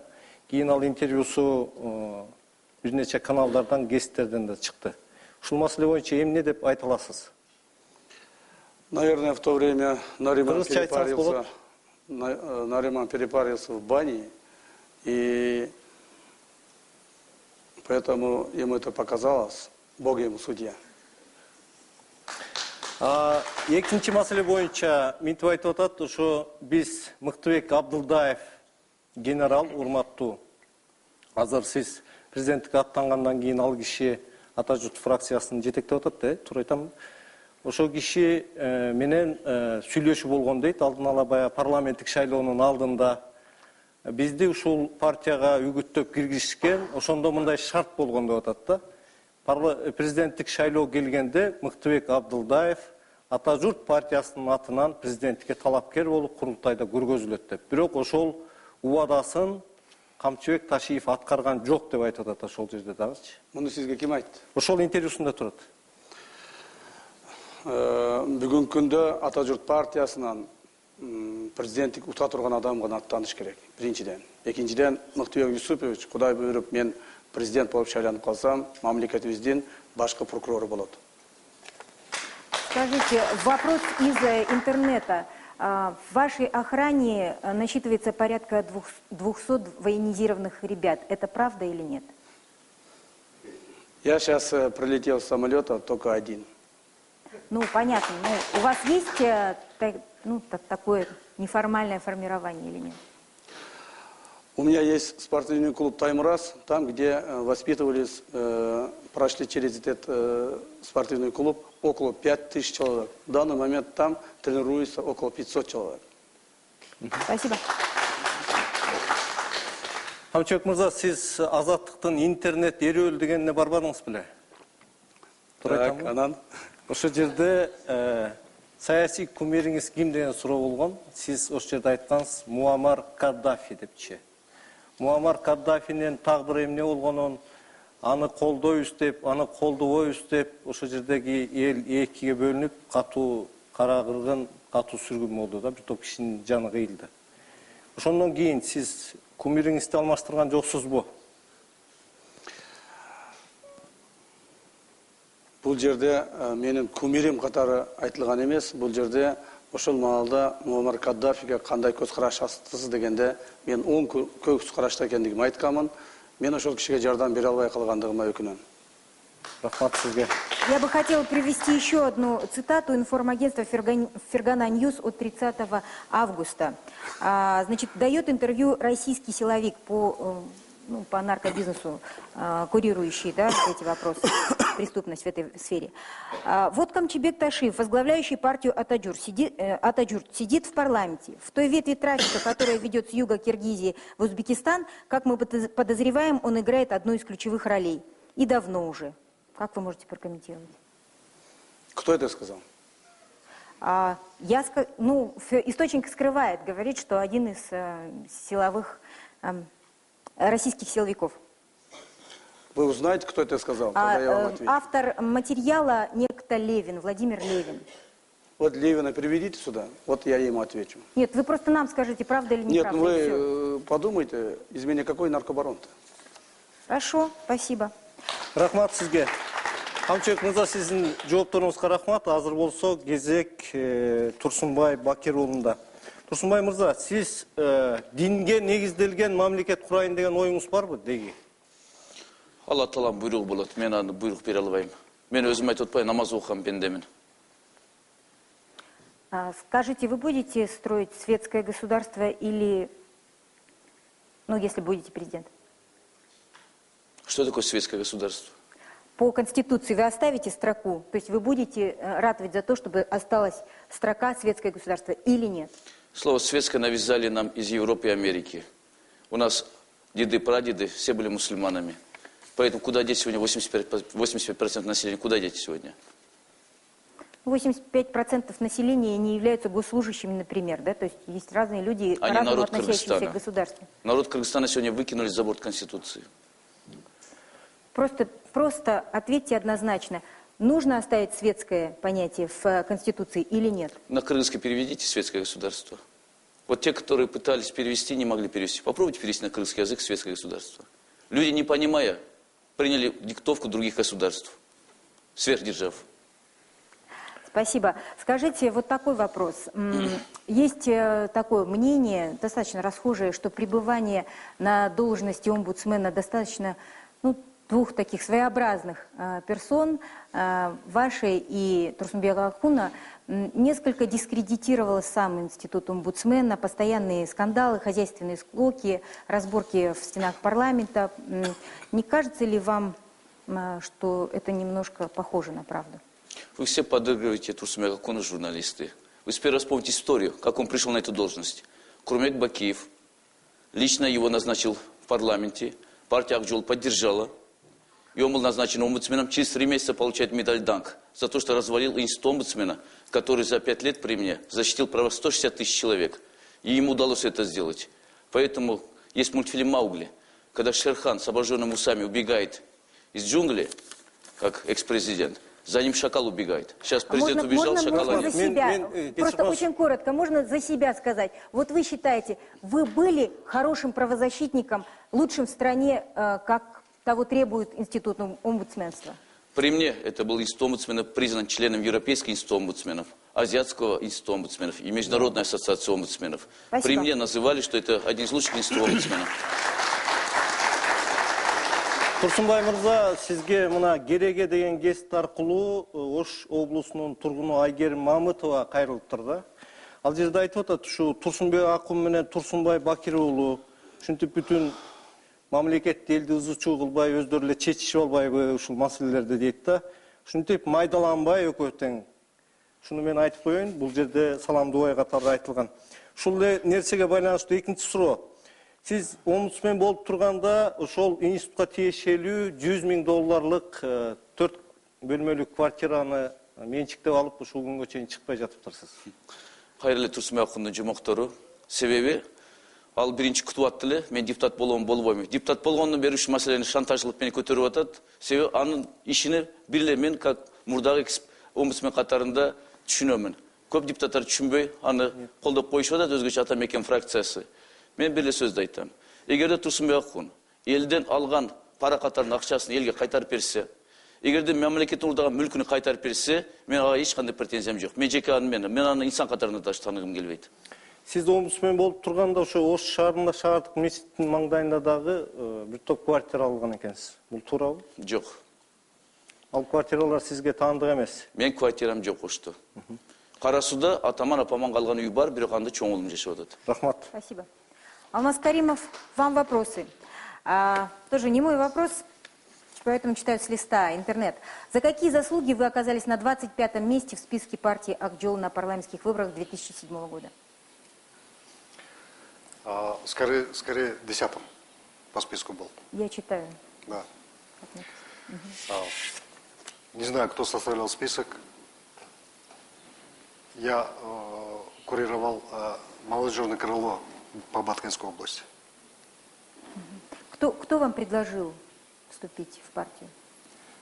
Я сам писал заявление. А кто список составил, я не знаю. Спасибо.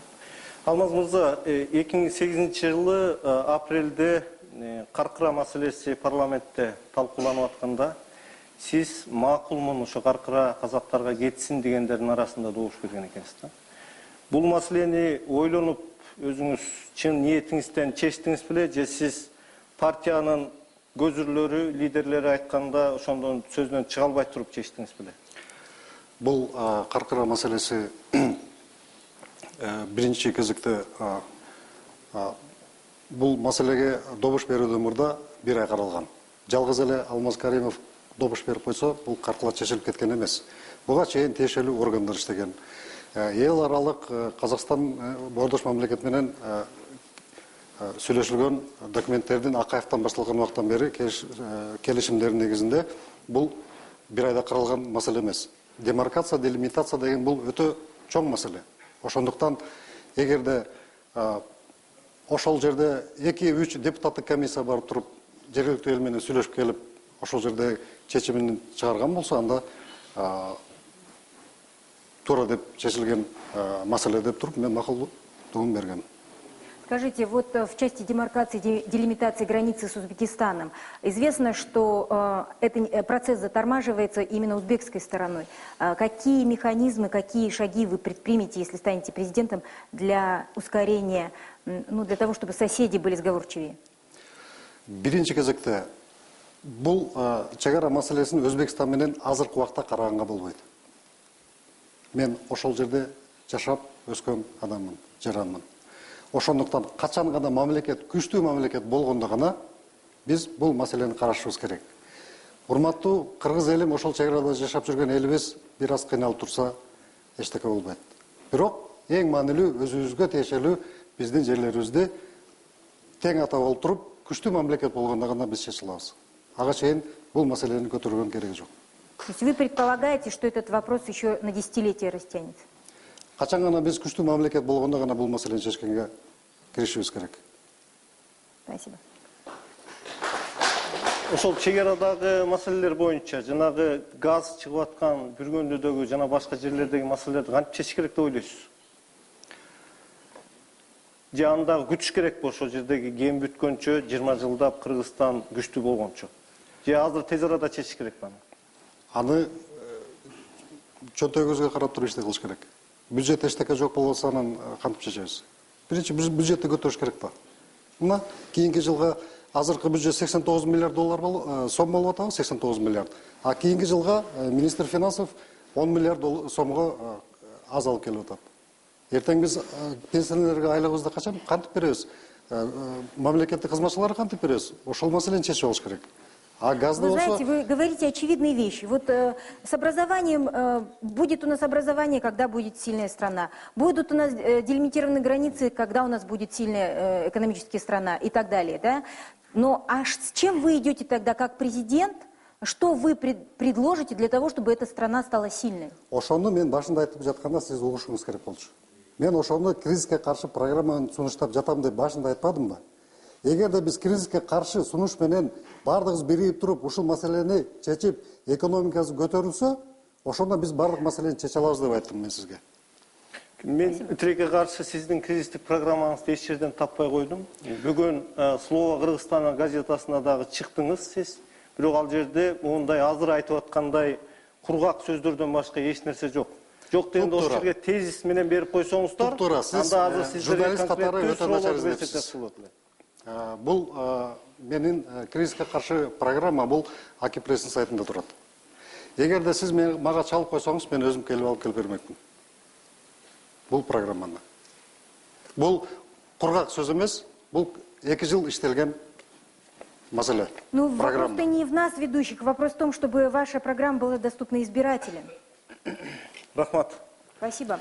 И мы переходим к интернет-вопросам. Расскажите нам, Тимур, что там происходит, как реагирует на дебаты интернет-аудитория? Ну, интернет активно обсуждает дебаты. Вот, поступила такая интересная реплика о том, что кандидаты нервные и агрессивные, потому что за ними много грехов. Вот. Ну а если говорить о статистике, то к Камчыбеку Кадыршаевичу поступило много вопросов на форуме Дизель-Элькат. Его представитель отвечает на вопросы. Вот. Ну, ощутимо меньше Турсунбай Бакирулу, вот. Ну и Алмазбеку Каримову. Но все представители отвечают на вопросы. С этим не имеется пока что проблем. А Камчыбеку Кадыршаевичу такой вопрос от пользователя «Капелька дождя». Мне скоро исполнится 16, но я не могу получить паспорт, потому что у меня нет прописки. Какова ваша позиция по институту прописки? Нужна ли она? Потому что вот есть очень много внутренних мигрантов, они имеют проблемы с доступом к медицине, к образованию из-за отсутствия института прописки. Данный вопрос обсуждается в парламенте, в скором времени решится. Но ваша личная позиция по этому вопросу, она должна быть или должна отсутствовать? Я думаю, прописка не должна быть. В нашей стране, любой точке нашей страны, наши граждане должны жить спокойно. Спасибо. Еще вопросы? Камчыбек Кадыршаевич, эгер сиз президент болуп калсаңыз, борборду ошко көчүрөсүзбү? Эгерде мен президент болуп калсам, жаңы саясий административ борбор курам деп мен программамда көрсөттүм. Бул жаңы саясий административ борборубуз Суу Самыр өрөөнүндө, Жекетмен-Төбө өрөөнүндө курулат. Рахмат. Турсунбай Бакирович, мындай суроо келиптир. Попрошу вас коротко ответить, потому что у вас мало времени. Если вы станете президентом, означает ли это, что женщины будут сидеть только дома, нигде не работать, не выходить на улицы без сопровождения? Между прочим, я один из инициаторов еще прошлого десятилетия, когда говорил, что каждый третий депутат должен быть женщиной. Это опять те же сказки из времен Акаева и Бакиева, когда я был оппонентом их на президентских выборах. Спасибо. Алмазбеку Тажболотовичу такой вопрос от пользователя К10. Как вы думаете, что надо сделать, чтобы кыргызский язык стал языком межнационального общения? Наподобие русского языка, английского языка? Кыргыз тили эч качан орус тилине же англис тилине окшоп оонун тилине кире албайт. Себеби дүйнө 6 тилде сүйлөйт.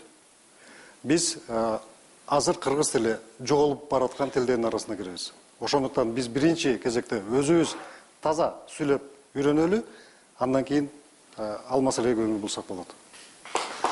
Тимур, дагы суроолорду берсеңиз, бирден суроолорду берсеңиз жакшы болот. Алмазбек Тажболотовичке дагы бир суроо. Кого вы считаете самым сильным конкурентом и почему? Своим конкурентом.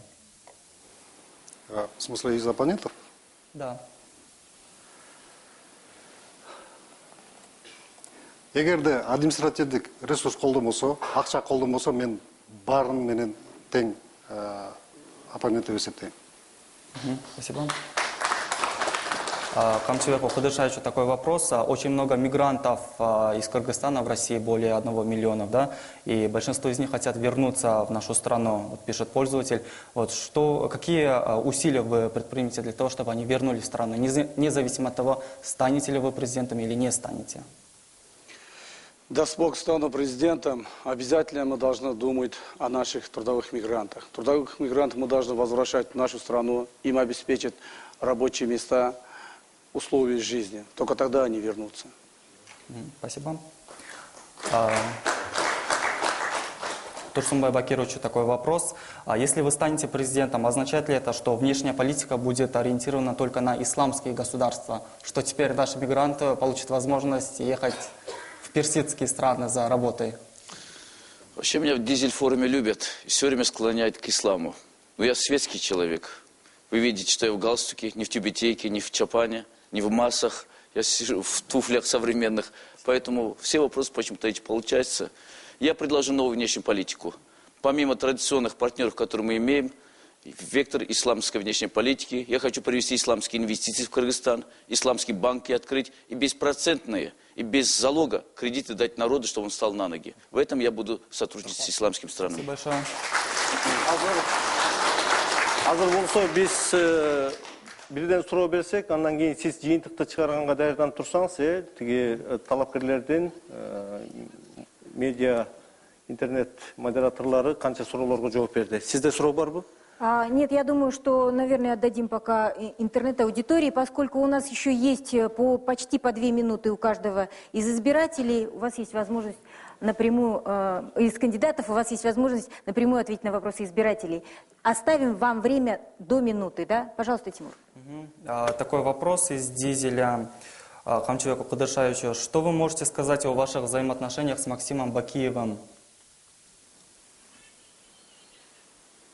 С Максимом Бакиевым я не общаюсь уже с декабря 2009 года.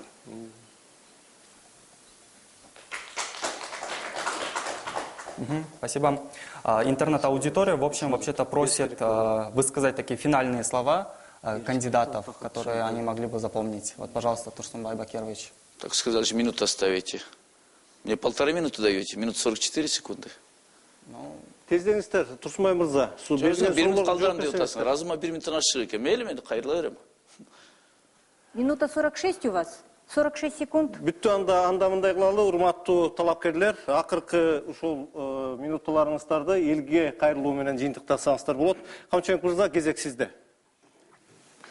Урматтуу шайлоочулар, урматтуу телекөрүүчүлөр, биздин мамлекетибизде бүгүнкү күндөгү президенттик шайлоо бул бир эле талапкерлердин тагдырын чечпестен мамлекетибиздеги ар бир жаранын тагдырын чечерин баарыбызга белгилүү. Ошондуктан эртеңки боло турган шайлоодо биз ар бирибиз өзүбүздүн тагдырыбызды ойлоп, өзүбүздүн балдарыбыздын тагдырын ойлоп, мамлекетибиздин келечегин ойлоп, мамлекетибиздин келечегин эртеңки күндө ким аныктайт? Биз кандай заманда жашайбыз? Биз кайсыл өлкөдө жашайбыз? Жана ушулардын бардыгына толук жооп берүү үчүн өзүңүздөр гана жооп добуш бериңиздер суранамын. Андан сырткары, урматтуу шайлоочулар, өзүңүздөр жакшы билесиздер, бүгүнкү күндө административдик ресурс бардык жерде иштеп атат. Бардык жердеги райондук акимдер, губернаторлар, мамлекетте көптөгөн кызмат иштеген адамдарды бир кандидатка добуш бересин деген көптөгөн чакырыктар түшүп атат. Бул боюнча мен айтып кетер элем. Мен мамлекетибиздин бардык жагын кыдырып чыктым. Мына бир гана Баткен облусту калды. 20 октябрдан баштап Баткен облустун кыдыра баштаймын. Бирок, урматтуу туугандар, мамлекетибиздин бүт территориясын кыдырган маалда бардык жерде административдик ресурстун иштеп аткандыгын маалым болуп айтып турат. Айрыкча Ош облусуна барганда Каракулжа районунун эли ыйлап туруп айтты. Ош облусунун губернатору Сооронбай Жээнбековдун ошол Каракулжа районундагы жасап аткан иштерине өтө нааразы экендигин мен билдирип кетким келет. Андан сырткары, урматтуу шайлоочулар, мамлекетибиздин оңдуунун, мамлекетибиздин келечекти аныктоо силердин гана колуңарда. Эгерде биз бүгүн коррупциялык, бүгүнкү мамлекетти сазгап келип тыккан, бүгүнкү мамлекетти ушундай акыбалга алып келген адамдардан арылбай турган болсок, эгерде биз эртең жаңы адамдарды тандабай турган болсок, мамлекеттин келечегин аныктабай турган болсок, анда биз дагы деле ушундай турмушта жашап кала беребиз. Мен Кудай буйрса, Алла Таалам колдоп, эл журтум кубаттап, мамлекетибиздин президенти болуп шайланып кала турган болсом, мен сөзсүз түрдө Кыргыз мамлекетинин, Кыргыз элинин, Кыргыздын келечегин аныктоого багыт аламын. Кудай буйрса, биз сиздер менен бирге жеңишке жетишебиз деген ишеничтемин. Урматтуу шайлоочулар, мен сиздерге ишенемин. Урматтуу шайлоочулар, эртеңки президенттик шайлоодо сиздердин таза добуш беришиңерге ишенемин жана биз сиздер менен бирге жеңишке жетишебиз. Спасибо. Турсунбай Бакирович, ваша прямая речь, почему именно вас надо избрать президентом? Бисмиллахиррахманиррахим. Кымбаттуу мекендештер, кайсы улутта болбогула, кайсы тилде сүйлөбөгүлө, кайсы региондо жашабагыла, баардыгыңардын укуңарды мен тең карап берем, тең коргоп берем. Бүгүнкү күнү укуңар бузулуп аткан баардыгы жооп берет. Былтыр ачылган окуялардын баарын аштырып, Кудай буйрса телевизордон көрсөтүп берем. Ушулар бүт бар жок күнөөлүү деп. Анан тышкары бүгүнкү күнү Камчыбек энем айтып кеткендей, административ ресурсту колдонгондор эч болбосо Кудайдан корккулачы. Мына былтыр шайлоо негизинде, 5 жыл мурда шайлоо негизинде Кыргызстанда ыңкылап болгон, кан төгүлгөн. Бүгүнкү күнү да Кара Суу районунун акимдери, районунун төрагалары өзгөчө башка улуттар жашаган жерге барып, коркутуп, эгерде 99% Атамбаев бербесеңер, силердин баардыгыңарды жазалайбыз, жок кылдырабыз деген сөздөрдү токтоткула. Ош шаарында башка талапкерлердин адамдары үймө-үй кыдырып, башка улуттарды коркутуп, паспорттарын жазып алып туруп, эгерде ушуга добуш бербесеңер, үйүңөрдү өрттөйбүз, андай кылабыз деген сөздү токтоткула. Адамдардын элдин тагдырын ойнобогула. Кудай Тааладан бир сыноо берип атат. Ушул шайлоодо ыйман жеңеби, же болбосо жанагындай касамкорлор, өзүнүн уадасын турбагандар, элдин укугун тепселегендер жеңеби деп туруп, мен чыгып кетет элем. Кымбаттуу калкым, Алладан гана корккула, адамдан коркпогула. Сиздерди коркуткандар жаңы президент келип, бүт кылмыштар ачылат деп коркуп атат. Аларды жазалайлы. Кудайдан корккула, адамдан коркпогула. Рахмат.